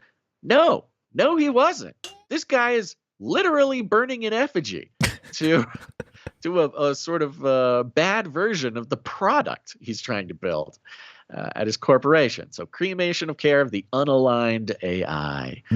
In short, instead of focusing on meaningfully advancing AI tech in a scientifically sound way, some board members sound like they're engaging in weird spiritual claims. Sutskever's strange behavior may also help explain at least some of this weekend's chaos. At the time of writing, we still don't know exactly where OpenAI and Microsoft stand. Well, we do now. This was written last week. Let's see here. For now, we can only sit and watch as the chaos unfurls. Keep mentioning the chaos there, as if the chaos worked. The magic worked. Of course, the chaos magic, most popular form of magic practice nowadays. Given the roller coaster over the last couple of days, it's more than likely we'll see a shuffle of OpenAI's nonprofit board, if the company even lives to tell the tale, that is. There's a good chance that the board members who united to boot Altman last week drank just a little too much of the AGI Kool-Aid and got spooked by the possibility that humanity was hurtling toward the singularity. Yeah. This is interesting. They're actually labeled doomers. I was in a Twitter X Spaces just listening to Balaji and some of these, high tech VC types that are plugged into Silicon Valley. And they were talking about this Altman issue. And a lot of them were just saying these doomers, man, they don't understand AI is not anywhere near AGI. And these doomers are ruining everything because they think it's all just, going to get out of hand. And, it's a very interesting thing to listen to the Silicon Valley types, try to peddle rationalism or just tamper down the fear mongering happening from some of these doomer types. Which is interesting to watch because they use the same strategy every time. They use the same strategy to straw man, really any opinion that goes against the corporate line on these things. Right. Taking your opponent's argument to its absurd logical conclusion. end. Yeah, because Elon himself being sort of the biggest doomer, and for many years. We got babies on the loose, folks. Babies so loose. I just hopped over to the Atlantic article real quick just to see if there was any, super crazy stories about, the wood Stuff we effigy. missed. I'm just trying to see if he sacrificed any goats or chickens or something. Doing a word search for chicken. No, not showing up. Blood. Okay. Blood, chicken. It's very Abramovich. Yeah, right. Spirit cooking. You're gonna find out he's related to an Abramovich. Yeah, something like that. Okay. Not seeing a lot of it. The reason I didn't bring the Atlantic article particularly is because it's very long, very dense, and is not just focused on the sort of spiritual cult aspect. Of course.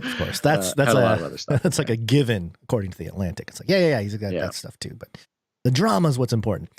All right. Well, let's spend.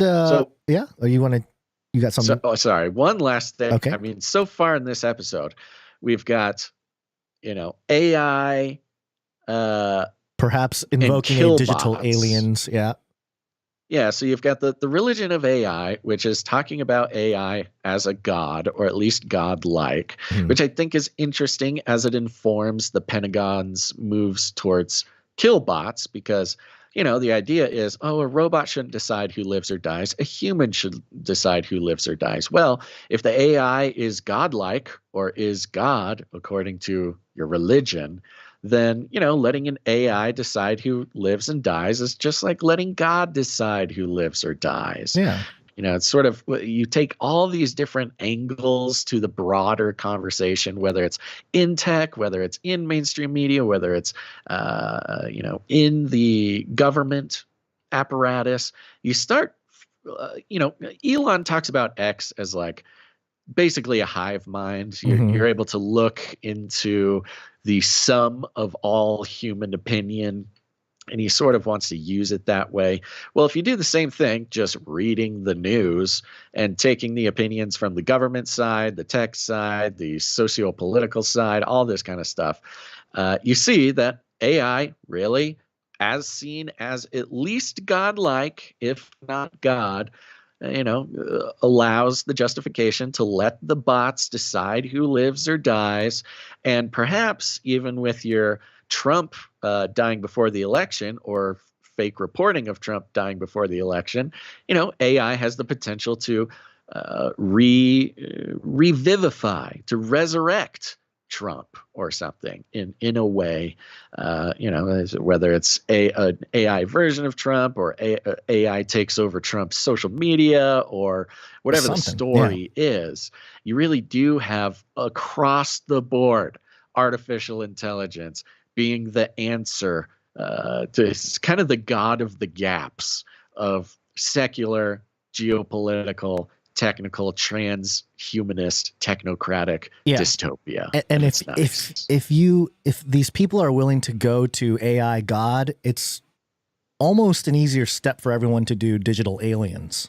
It's kind of like, if there's we're making God out of AI. Well, it makes sense that maybe there's some advanced civilization from the past that is sleeping in digital form, and we shall awaken them. Or even the sort of Nephilim concept of gray aliens being more biosuits for an intelligence. Well, now there's talk of grays being biosuits for artificial intelligence. There you go. Sort of working drones of the hive mind AI. Yeah. I mean, it's all sort of we don't even have to connect these dots anymore, because they're so the public is, the powers that be, at least, are doing it for us. Well, for those who may not know, some extra biblical text, I think particularly Enoch, but also Josephus and several other people have commented on how the disembodied spirits of the Nephilim from the flood are the New Testament and partially Old Testament demons. Right. So, it's a very interesting take on, they're spirits that didn't belong in a body, so their body was taken out with the flood, and now they're just roaming around until the end. And so they will try to manifest, and maybe AI is one of those vehicles.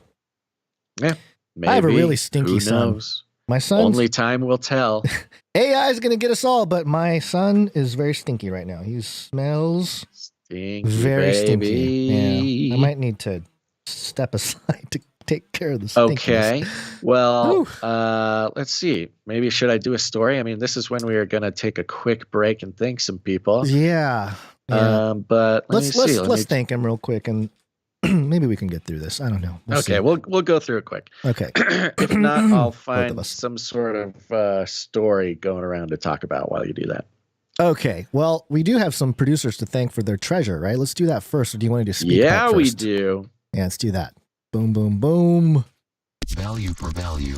We take no money from corporations, commies, or cartels.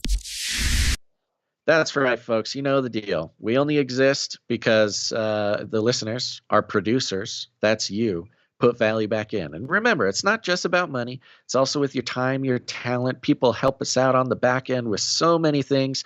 And, of course, we need even more. The needs never end over here. So if you want to join the family, the back end family around here, just go to canarycry.support and scroll all the way down to the bottom. You'll see a form. Fill out that form. That's a good way to get in touch. Or, of course, just send us an email at canarycryradio@gmail.com. But we got a few more financial producers to thank who came in under the executive producer amount. And let's start by thanking Sir Marty K, not of the wrong timeline. Thank you, Sir Marty K. Yeah, he comes in for $33.33. Nope, why didn't it go? Illuminatus! There we go.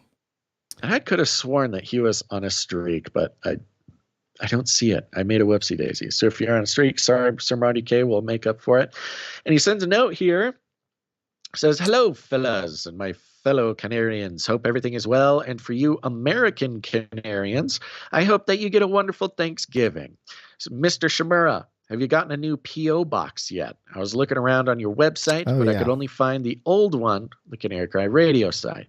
What's the deal, Gons? Do we have another P.O. box? I forgot about it. Thank you for reminding me. No, we got to do that this week. I need some accountability, Basil. You got to bug me about it. Yeah, I'll bug you. I forget. We'll have a P.O. box by the end of the week, folks. Yep, sounds good. Okay. Oh, yeah. By the way, down below is a link to the Danish government website, the section about child benefits in Denmark. It's going to blow your Americans' minds away. That's for sure. You should both look at it when you get the time. I will. I will look at it. Yeah. I have it up in a tab. Thank you very much, Sir Marty K.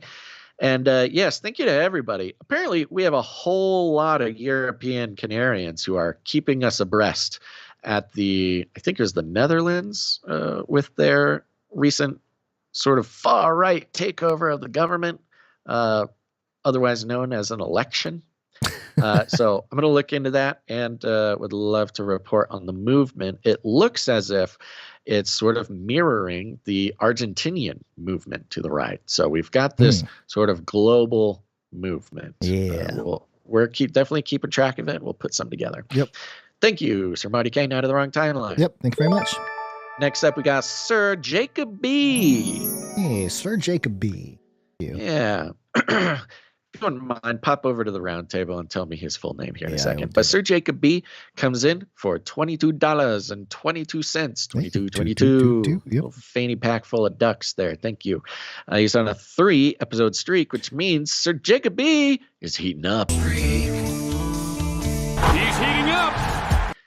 He comes in with an update here. Brother Paul Washer, he was set to be released home yesterday. Pain management is a big prayer need. This will be a months-long recovery. Pray the Lord would draw near and keep him and strengthen him. Pray also for Heart Cry in his absence. Okay, so Paul Washer, this sounds like good news. Yeah, well, I suppose we should call the producers. Oh, sure. Producers, assemble!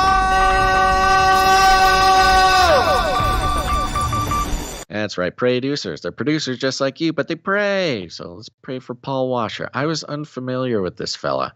But you are not, and many of the producers are not. So, of course, I think pray for his continued health. Is this Sir Jacob Highline Haas in Night of the Issachar Pursuit? Yes, it is. There we go. There he is. Thank you. Okay.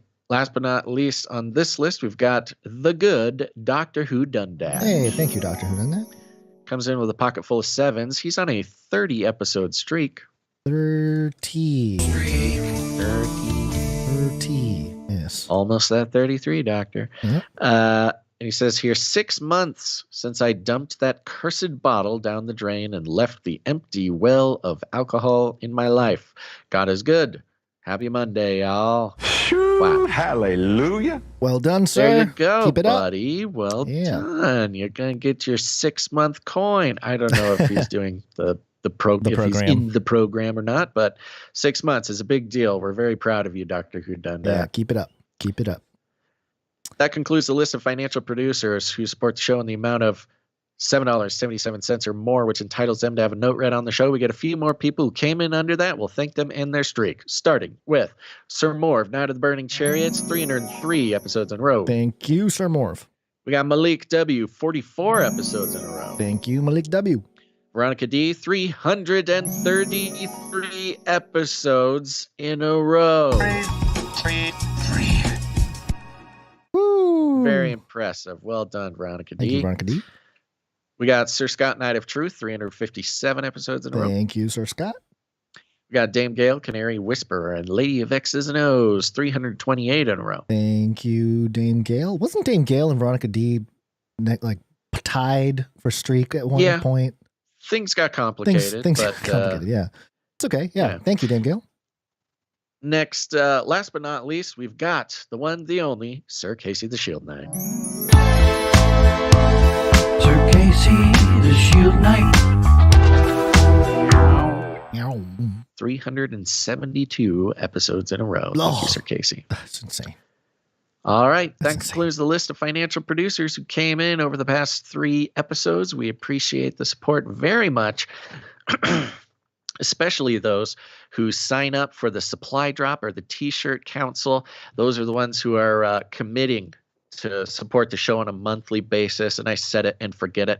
And the supply droppers have been supply dropped. Their supply drops are either in the mail or in their hands, and people are very excited about what they receive for just supporting the show that they would want to support anyways. And they sign up for $33.33 a month because we like making fun of the weirdos.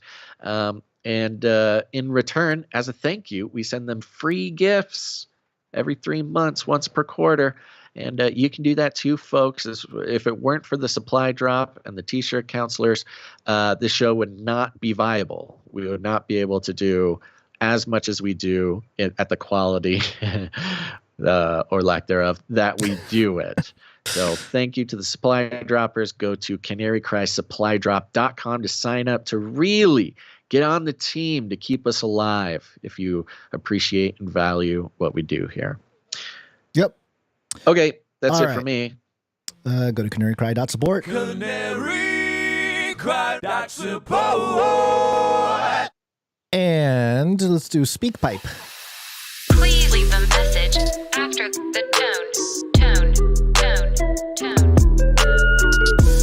At the tone, please record your message. Leave a message. Beep. Message. Go to canarycrynewstalk.com. Go to any of the pages. Look for a green tab on the right side or the bottom, usually on the right, and it'll give you a little pop-up that allows you to record an audio message to us through your device up to 90 seconds. Let us know if it's a private message, and we will keep it private. I believe we had a message that I couldn't tell if it was a private message or not, because at the beginning, I think this individual said... Yeah, I thought we were going to skip that one. Yeah, okay. There you go. All right, we're skipping it. Yeah. So Okay. somebody sent us a message and said it was for us. That made us think that it wasn't to play on the show. But if you would like us to, let us know. Yep. But otherwise, we got the message. We got Thank the message. you very much. Thank you. All right. We're going to start off with James. Hope for today's world. Isaiah 41:10. Fear not, for I am with you. Be not dismayed, for I am your God. I will strengthen you. I will help you. I will uphold you with my righteous right hand. Proverbs 19:21. Many are the plans of the mind of man, but it is the purpose of the Lord that will stand. Isaiah 55:11. So shall my words be that goes forth from my mouth. It shall not return to me void, but it shall accomplish what I please, and it shall prosper in the things for which I sent it. Matthew 24:35. Heaven and earth will pass away, but my words will not pass away. Have hope, my friends. Peace out. Yeah, it's wonderful. What a good use of the voice message. Yeah, let's drop some scripture. Thank you very much. Yeah, thank you. Appreciate it. SGLD. Hi, you guys. SGLD here. I noticed you guys was ranting and raving about sports just like boomers. I used to be a football fan, but it never put any food on my table. Wait, I'm lying. I bought a hot dog at a football game once. Then I realized idolizing these people that make millions and millions to play a kid's game because I have to escape reality is half of what's gotten us into all this trouble. Because from escaping reality with sports, now people want to escape the reality of reality. With that, I'd like to leave you with this chant. Bricka bracka, sis boom ba. Bugs Bunny, rah rah rah. God love you, I love you, and 33, set, hike, and have a nice day. I feel like some maybe boomer sleeper cells out there just got activated by some sort of code phrase.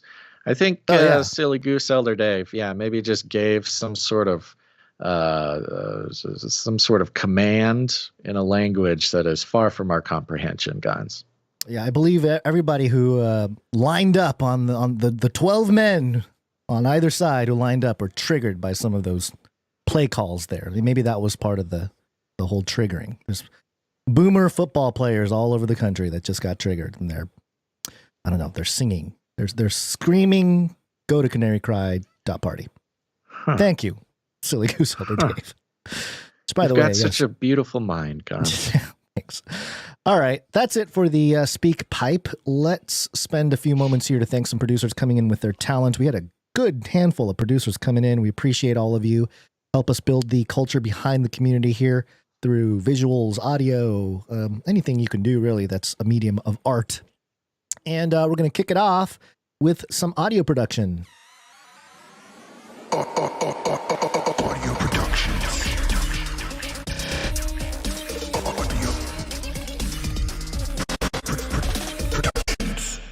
Okay, I believe our first audio producer today is Jonathan F. Jonathan F. And he sent in. Wait a minute. Where's my? Oh, that's right. There were some issues over here. Okay, I think I'll be okay. Wait a minute. Here we go. The Blade Runner. He didn't have a note. He just said Blade Runner Samurai. Oh boy, it's not playing. My systems, Basil, my systems. Yeah, I'm not even seeing. No, he came in. Blade Runner Samurai on the list anywhere, Gonzo. What are you talking about? I think you're losing your mind over there. Are you serious? Where do you see Blade Runner Samurai? Or is that just the name of the file, maybe? I think it's the name of the file. Maybe we played this already. It was from the one from the 21st. Oh, maybe we did play it. Maybe that's what look at these dates, man. No, we have not done a show since the 22nd. Okay, yeah, maybe. No. We didn't do the 22nd. The 20th. No, right. I'm right. That's what I mean. Okay, we're right. Okay, here we go. Jonathan F. Liberty and malice for all.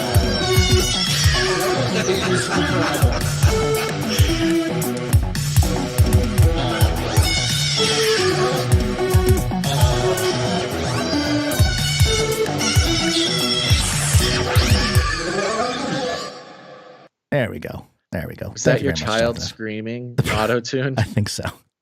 That's hilarious. Yeah. Good job. Thank you, Jonathan F. Appreciate that. We also have something from Little Owen. Thank you, Little Owen. He came in with a note here. Just throwing this out as possible canarycry.art jingle.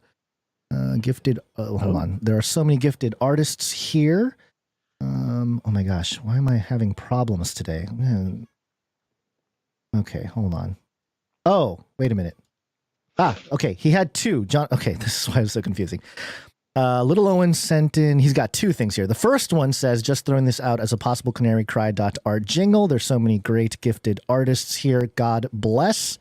And here's what that sounds like. Where's my canarycry.art jingle? Here it is. Canarycry.art, canarycry.art. Oh, I like bends my brain. That's good. That's great. That's fun. I like it. Yeah. Thank you. You know what? I just realized that Lil Owen has done lots of music. Yeah. I can't think of another jingle he's done. And this is great. His style is a great style for fill in some jingle holes here for us. I'm pretty sure I think he's done a couple jingles. I might have to go. He's sent us a lot of stuff, so we'll have to kind of go through it. He would know, off the top of his head. But yeah, thank you very much, Little Owen. And he also has a second piece here with a note. Gons, we still want to see you drumming on a show. You'll probably need the babysitter for that one, though. Basil, how are your goats? We have 12 on our humble little homestead. I find the goats are better buddies than dogs. Love y'all. Also, Dove, you're awesome. I agree. The goats are way better than the dogs. Huge fan. Actually, I have a pretty dramatic. Did I tell my very dramatic goat story last week? I do not believe you told the goat story. I don't think I did. Last week, no. I've got a great goat story for next episode. Okay. So you're saving it for the next one. Okay. So here's the other track here. I believe this is a whole song. It is Psalm 143, verses 9 and 10.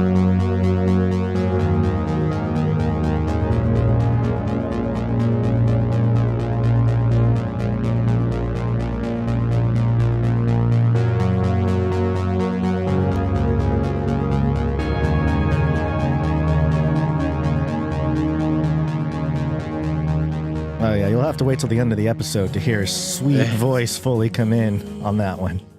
Yes. But there you go. Thank you very much, Lil Owen. We'll play the whole track at the end of the show. And we have some art. One art, please. And per usual, we're kicking it off with Sir Dove. One art, please, from Dove.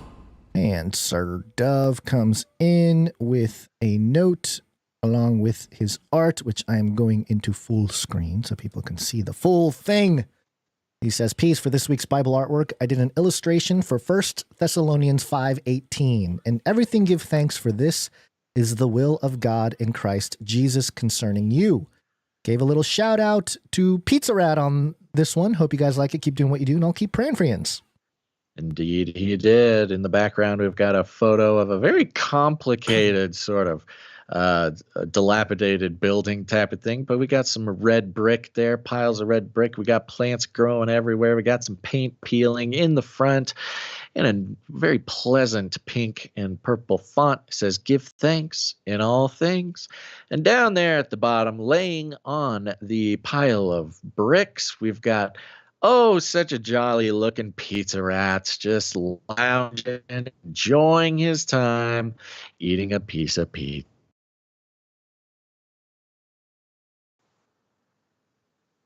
Did we lose you? I think we lost you for a second. No. Yeah. Well, you lost me, I think. Yeah. Thank you very much, Sir Dove. Appreciate it. As always, fantastic work. All right. Moving on. We have a piece from Mark A. Yeah, buddy. Yeah, he needs a... Yeah, buddy. Yeah. This is from Mark A. He says, shalom, boys. Anytime, any place. This is great. So we've got a scene, a professional wrestling scene here, in In the background, we've got a whole crowd. They're going wild. Their arms are up in the air. At the announcer's table, we've got an advertisement, of course, for the 33 flavors of the Canary Cry News Talk energy drink. And sitting at the announcer's booth, you've got Gons losing his mind. You've got Basil, the googly-eyed robotic arm, wearing a hat of some kind. That's nice. That might be a reference to something I don't understand. But, wow, I just clicked. There we go. In the ring, which, of course, is emblazoned with the Canary Cry News Talk seal on the floor of the ring, you've got two very wrestling guys.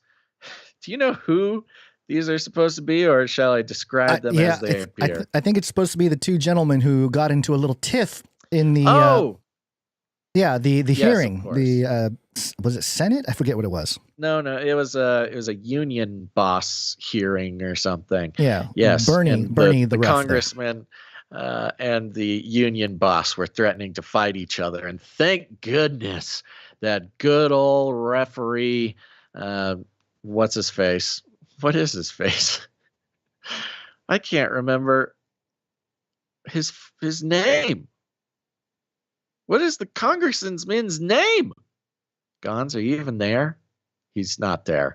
Okay, so we've got two wrestlers. One of them is is wearing orange shorts. He's wearing cowboy boots with spurs.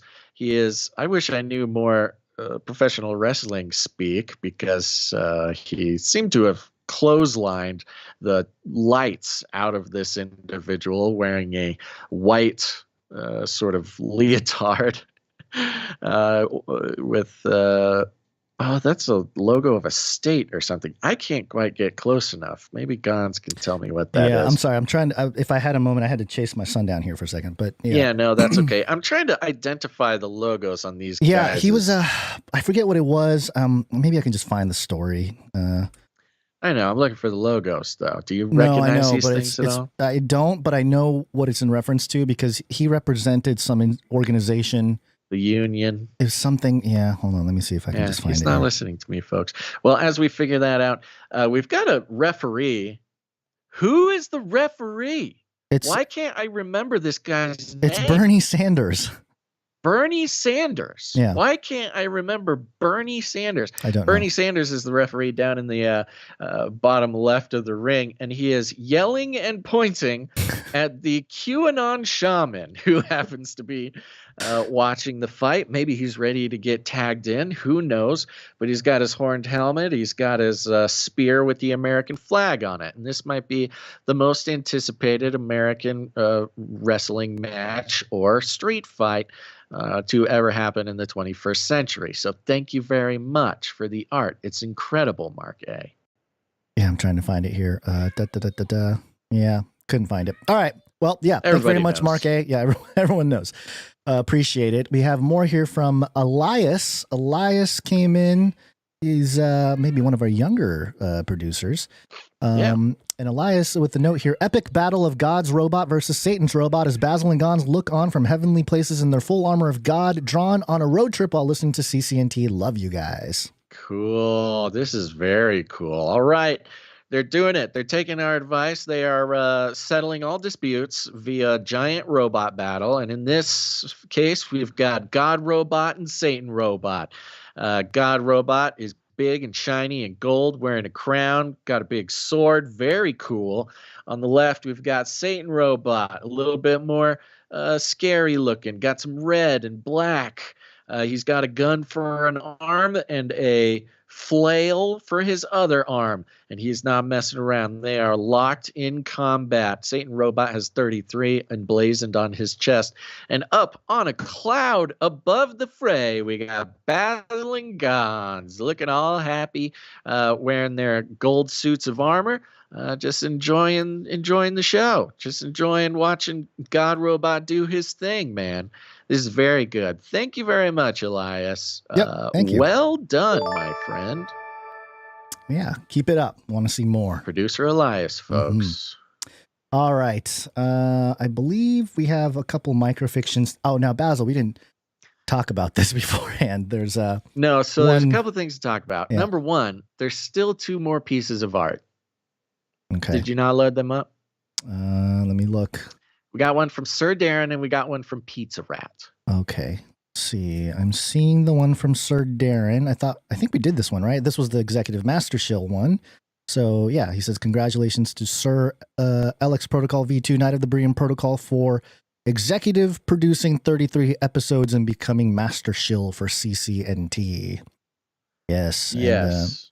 And, we couldn't possibly have done that one. We did because we did it during the show, during the actual thing. So here we go. But it came in after any show that we've done. This was, oh, you mean earlier this show? You showed it. Yes, earlier this show. I understand. I understand. Yes, but it's brand new. He also made us a GIF of it and a video for it. This is awesome. So anybody who wants to make their way to 33 executive producer streak, executive producer Illuminated Lizard Master Shill, you've got a magnificent gold badge here that you will receive when we thank you on the show. Very well done. Thank you, Sir Darren, Night of the Hungry Panda. Yep. Thank you very much. Now, you said there was one from Pizza Rat? We got one from Pizza Rat as well. I am not seeing it on the... I see. This is what I get. I should not assume that you go through the I do have it. I do have it. Spreadsheet as meticulously as I do. No, I have it. I have it. Here it is. I know you have it. Yeah. Where did it go? I have it. Where did it go? I just had it. It just disappeared on me. What in the world? Where did it go? Well, the note says this is just the first of some concept drawings for the Canaryverse. Don't worry, Gons. You're next week. Also, I have some others coming down the pike of Rung Smash, Sir Dove, out of Respeltia, Stefan S., Pizza Rat, and other residents of the Canarium. Wow. He's doing it. He's doing it. That's why you get involved, folks. That's why you produce the show, because someday an artist will render you in the vision of the Canaryverse. There you go. Yep. In this wonderful one, we've got, this is funny. The background is of sort of dunes, desert dunes. Back here is in the desert. Blazing across the sky is Canary Cry News Talk Canaryverse. And here you see and a very attractive looking man with a beard, with a VR headset, with some googly eyes.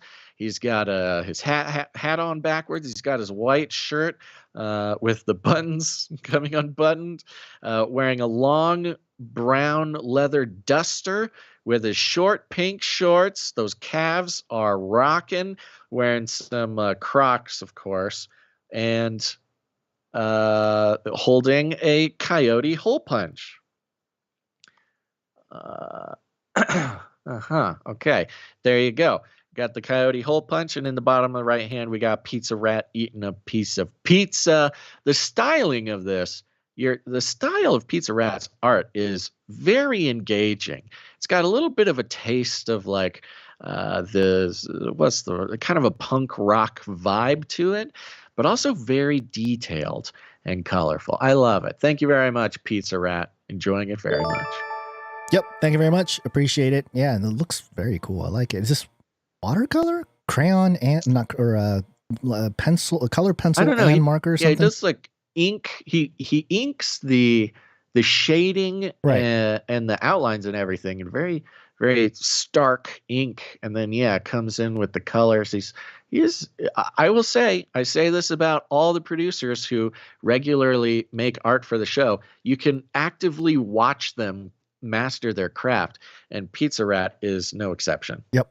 Fantastic job. Thank you very much. Appreciate it. And Basil, yes, Pizza Rat was on my list here. I'm apologies to the producers because little family issue right when we started this whole producer segment, and it's been a little rough, but yes. Okay, let's continue on here. Yes, we can tell you're multitasking with some. I should not have to multitask this much though, and also not be able to multitask because that's what's happening.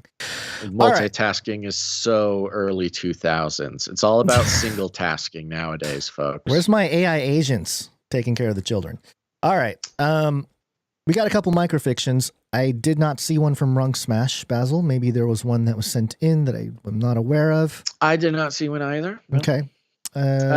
We do have one from Stefan S. Microfiction. Microfiction. BioMyTech announced their AI robotic wearable, the Serpent. Inspired by nature, it gently coils around its friend, providing comfort and absorbing clean energy for its own power. It softly whispers answers to life's unending questions into her ears.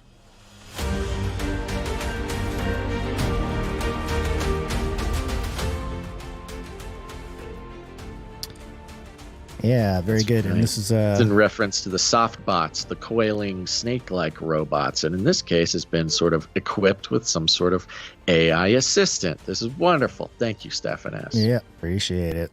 Yeah, isn't it an elephant trunk? Or do they call it a snake? I forget. There's been a couple different versions, but yes, elephant trunk was also an inspiration. Okay, next up we've got a answer to Pizza Rat's microfiction challenge, where Pizza Rat has challenged himself and any other Canarian to create one microfiction a week for 6 weeks, and producer Jolmes has answered the call. Now, producer Jolmes sent in a macrofiction, which I am maybe assuming that we are to cut up into microfiction sizes, or I'm not sure, but I will read the first stanza of Jolmes's microfiction as an answer to the Pizza Rat microfiction challenge. A cold and open outer space with the stars spread out vertically, echoing a symphony of silence. They illuminate the ships, twirling around each other with battered hulls, shattered wings, and iron debris swimming alongside them. Amidst them are the corpses, frozen stiff, limbs littering the halls of a once great communications central.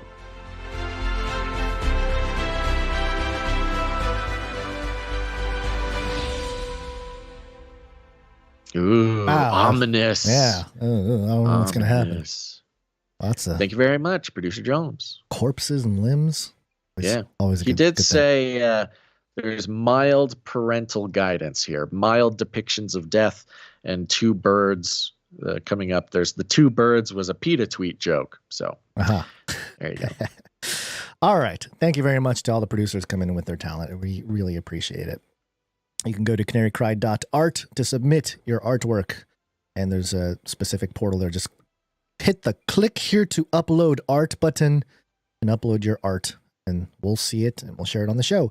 There you go. We walked you through the process. And also, we've got a canarycry.art jingle now. Whee! Oh, that's right. Okay, hold on. It's not fully ready yet, but I can, if you give me a second, I can pull up that. Walk us through it, buddy. Walk us through it. Keep us posted. Did I close it? No, I didn't close it. No, I did close it. No. Okay. No. Okay. Here we go. Multitasking, folks. Here we go. Avoid the multitasking. Canarycry.art. Ooh, tingles. There you go. And of course, if you have any articles you want us to take a look at, to consider for the show, go to canarycry.report. Canarycry.report is the way to get it in front of us. Okay, Gons, what do you got for the end of the show here? Okay, what do we have here? End of show. 5th generation warfare? Okay. You're targeting him. You're targeting him. 5th gen warfare. Yeah. This is a little bit more particular to my home state here of California. But I think it's interesting, and I'll walk us through some of this. This is coming from NPR. Headline: California joins a growing movement to teach media literacy in schools. California is the latest state in a growing movement across the country to require media literacy education for all grade levels. Now, this sounds appropriate. Yeah, we want our children to be, literate when it comes to media. With the all the propaganda that's been legalized post 2013, and propaganda existed before then too. But you want the children to understand, what's real, what's fake, what's true, what's not. To think critically about the things that are being reported in the news there. And this, this is kind of I'm not going to read this because it's a transcript of a little conversation from All Things Considered. So it's not really the point. I wanted to just dig into the meat. What are they going to teach our children? So I went directly to the websites here, California.gov or ca.gov, media literacy resources. Of course, this has to do with Senate Bill 830 in 2018. Quote, to ensure that young adults are prepared with media literacy skills necessary to safely, responsibly, and critically consume and use social media and other forms of media. So, okay. Again, it doesn't sound that bad. It sounds desirable in this current age that we're in. Yeah, as usual, depending who's saying it. Exactly. What decides whether it's...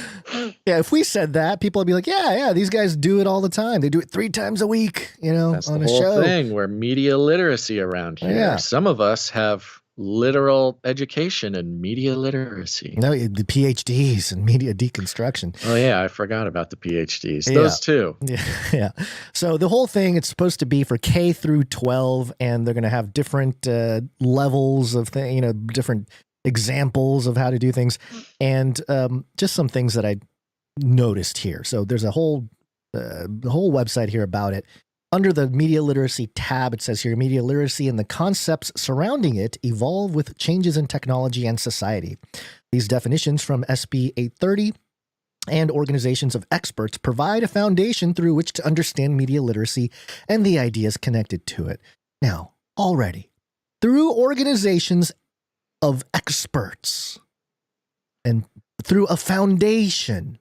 So, yes, media literacy, but through the filters of an organization of experts and through foundations, which we'll see in a moment here. The that it's appeal to authority fallacy. This just does not help with the whole concept of media literacy if you're just going to, we'll see what's going to happen here.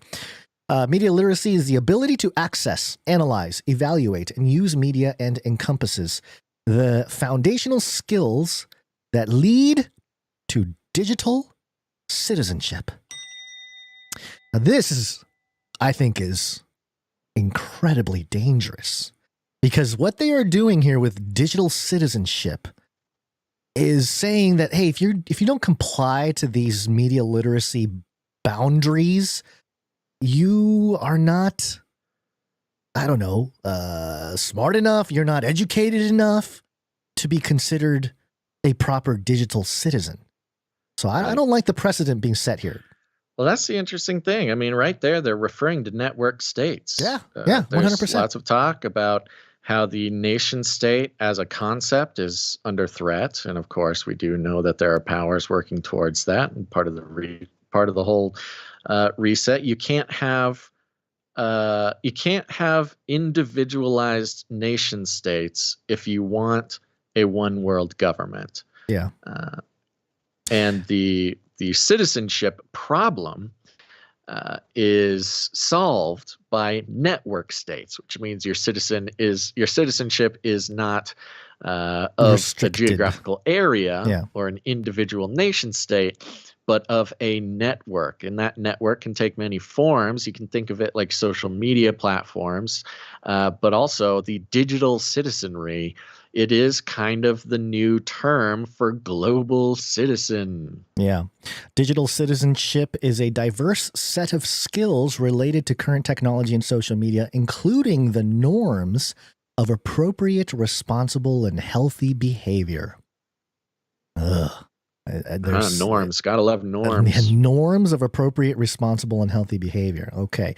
These literacies closely relate to information literacy, the ability, quote, to recognize when information is needed and have the ability to locate, evaluate, and use effectively the needed information. It's according to the American Library Association. Now, here's where things get interesting. UNESCO states, UNESCO, the United Nations classic. Education, the whole thing, started by Aldous Huxley's brother back in the early, I think it was the 1920s. Yep. States that media and information also the literacy. guy who invented advertising. Yeah. Quote, combination of knowledge, attitudes, skills, and practices required to access, analyze, evaluate, use, produce, and communicate information and knowledge in creative, legal, and ethical ways that respect human rights. That's what media and information literacy is, Basil. Do you think you and I are media and information literate? Oh, yeah. According to UNESCO? I mean, we have combination of knowledge. For me, I don't know about you. Well, we both have some attitudes. All we both about have human skills. rights, baby. Okay, so what does media literacy skill look like? Here's some examples. Okay, so here's an example. They do it by tier level. So if you're an elementary school student, you use a library catalog to locate a book on recycling, which informs their task of photographing examples of recycling in their neighborhoods to share on their class wiki page. In this example, students are accessing information through the library catalog, using it to inform their task. They're then using media to share information through photography on their class wiki. This involves production, communication, and following norms of online behavior with digital citizenship. They're creating little content creators for the state. Next up, middle schoolers use a spreadsheet to organize data they collect about pets' exercise habits, which they will analyze for a science fair project. In this example, students are using technology to use information effectively. They are then analyzing that information to arrive at conclusions for their project. That project will involve further skills in communication of that information in a particular audience. Let's get to the high schoolers. Locate articles in a database about data privacy, which is the basis for the students' video production that gives recommendations for teens to protect personal information. In this example, students are accessing information through the database and then analyzing that information to produce a video involving communication skills, the topic of data privacy, which includes elements of digital citizenship. So, again, they're creating little content creators, Basil. They're like little YouTubers, state YouTubers. Well, even worse. Yeah, even worse than just content creators. They're setting the expectations for people's purpose of life. Right. Our sort of theory of mind, our theory of life, how to move through that life. And traditionally, if you run into bad information, you just walk away. Don't listen to it. Don't believe it. Or maybe argue with the person about it. But in this case, they're not they're saying, okay, we'll teach you when you see bad information, what do you do? And it's not, present logical reasons why it's not true. Present fact. No, it's become a part of the information network. Like each one of us, it has the power to set the record straight. It's all about these norms. They go back to norms. That's what they didn't like about Trump. Oh, he goes against the norms, all these norms. Well, the norms are there specifically because they keep power where they want power to stay. Norms keep the people down who are down, keeps them down. Those who are at the top, keeps them at the top. That's what norms are. And this is indoctrinating children, not just to stay in their lane, but to then create media to enforce others to stay in their lane. It's really, it's really actually quite, sinister. You can't just take in information. You can't just absorb media. You can't just critically think for yourself. You combat information you're skeptical of by regurgitating and propagating the official, experts' information. It's really making a little army of little digital brown shirts to enforce, the authoritative narrative on everything. It's really actually quite terrifying. It's worse than it looks. I think people in California are mostly like, yeah, we want this. But you look under the hood and it's like, oh, this is all UN. This is all United Nations stuff. A lot of you click through some of these resources and you see, PBS, BBC is sort of use these platforms to teach your children media literacy. It's like, wait a minute. You guys are the media that's lying to people. Yeah, right. Why are you the ones media, telling? We need literacy again. Yeah, they're the ones telling the children how to be literate. It's not very good here. I don't know about that. Programming these children to be little cannon fodder soldiers in the 5th generation warfare that is, the elite narrative messaging versus, in often cases, the actual truth. Yeah, and back to the whole my crazy sort of thesis on Trump, and given the context with this, the people would believe the young people will believe that Trump is dead if, the BBCs and the APs and all those mainstream outlets report that Trump is dead, based on their template here. If the media literate person under this system would buy into that, even if Trump came on Truth Social on video, live stream, is like, I'm here, I'm still alive or whatever, it wouldn't matter. And that's what's crazy. It's like, man, wait a minute, this needs to be looked at again. But you look at the Common Sense website. I'm going through some of these links here provided on the website, and it's all UNESCO, it's all UN. I like this here, Youth Forum at UNESCO.org. How to combat misinformation. This year's Youth Forum focuses on the social impact of climate change and the need to achieve an equitable climate transition. The K-pop group 17 took part in special session during the Youth Forum on the organization's headquarters in Paris. So you got your K-pop groups, doing all the propaganda for you.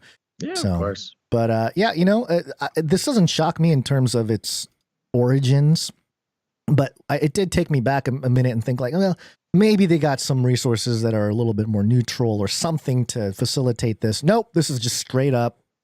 They have a link here to the New York Times Learning Network. Don't you think that's a great place to learn media literacy? New York Times Learning Network. I mean, they're responsible for so many headlines and stories. Well, as usual, I mean, those who have done the deep digging into the American education system, it was literally created to manufacture workers, mindless workers in factories. And this is basically just that digital version of that. The idea of education is public education rather, is literally descendant of like slave training stuff in the Ottoman Empire. It is. And then was adopted and explicitly was expressed by the founding fathers of American education that this is to create obedient factory workers. And this is just the digital version. It's to create obedient norm upholders, obedient media flooders. I mean, every little thing. And it's genius too, because if a piece of quote unquote misinformation goes out, name anything, whatever it is, it goes out by one person. And then if every single kid or now adult who comes in contact with that piece of quote unquote misinformation, others might call it truth, it's not just that they'll be like, oh, that's weird. I don't know about that. That doesn't seem true. It's now an army of adults who have grown up in this education program. Paradigm, flooding the information space with PBS said it. PBS said it right here. PBS. Just parroting the official controlled narrative. It's great. It's great. I mean, it really is genius for them. Yeah. Do you think we can make an impact here, Basil, and take over? Kind of, I'll get in there. I'll be on the board of education in California. Be like, I'm all for media literacy. No, we can't make a difference there. I was saying maybe we could put together a little, a class or something on how to easily make videos or podcasts and propagate the truth. That's possible. It's possible. Yeah. Maybe something for the future when this runs out. But there you go. That's what's going on in California. Great. This is why we are doing mostly homeschool. But I should probably get back to that. I'm doing a podcast instead of teaching my child, so I'm playing hooky. Hey, for you, bringing home the bacon, baby. Yeah. You got to pay for that homeschool. All right, everybody. Thanks so much for tuning into this episode of Canary Cry News Talk. We appreciate you being here. We appreciate the producers ensuring that we survive another episode. And you can, with your time, your talent, or your treasure, I'd like to thank a couple other groups of producers here, starting with the Clippies. No music. Is that just not playing? Or? It's playing. There's just no music. It's been rough. This is what happens when, take a couple episodes off of live streaming, got to get back into it here. Flippy on those videos. Thanks. That's right. Thank you to the Clippies. Go follow the Canary Cry Clips channel on YouTube and Odyssey, and hopefully someday soon to be everywhere. And if you are somebody who has even the slightest experience in editing videos, we could use you. Come produce the show. Get in contact with us through the canarycry.support forum or send us an email. And that's only possible because of the timestampers. Timestamp, it's hard work. Timestamp. That's right. Thank you to the timestampers. They timestamp the show often live, and it goes into so much of our back-end processes. This whole house of cards would fall apart if it weren't for the timestampers. And thank you to Jade Bouncerson for timestamping episode 690. Thank you very much. Well, I think it was, wait a minute. Are you looking at, I thought it was Morgan E. who did 691. I'm just looking at what's on my sheet here, but it might have been 691. Morgan E. Weird. Thank you, Morgan E. Weird. I changed it and it changed back. That's okay. That's no weird. Problemo. Thank you to Jam for the links. Thank you to Clank for clanking. And other than that, folks, just share the show. Share the show. It's the most important thing you can do. You should take a clue from the California education system. When you hear something on Canary Cry News Talk, it is not just your responsibility to hear it, think about it, critically observe it, and decide for yourself if it is true or not. No, that's for far-right extremists. No critical thinking allowed here.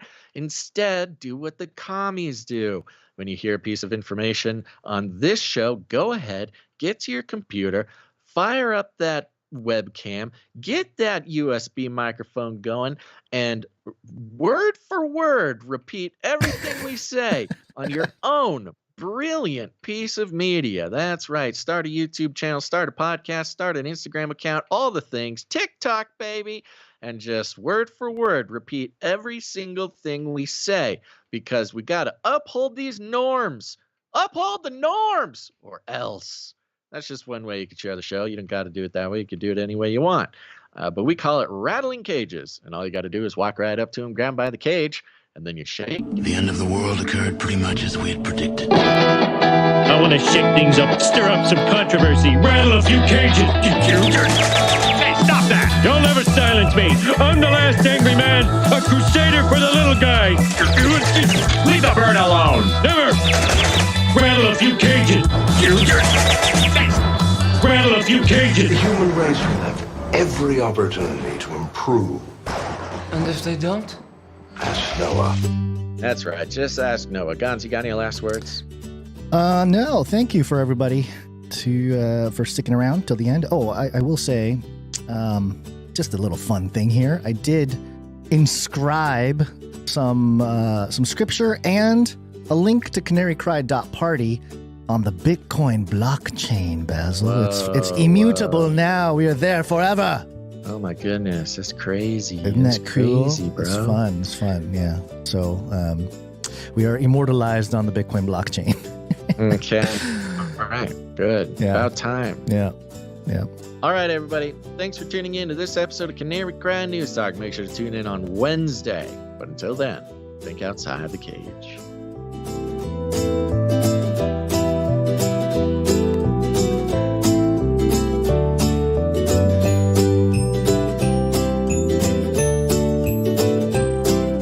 Armageddon's on the way. We will hunt you down and make you pay. Do not come back, you Nazi psychopaths. I'll keep you warm and safe in my people's zoo. It will kill. there, for God's sake. I love the Great Reset. Toilets! Remember, reality is an illusion. The universe is a hologram. Buy gold. Buy!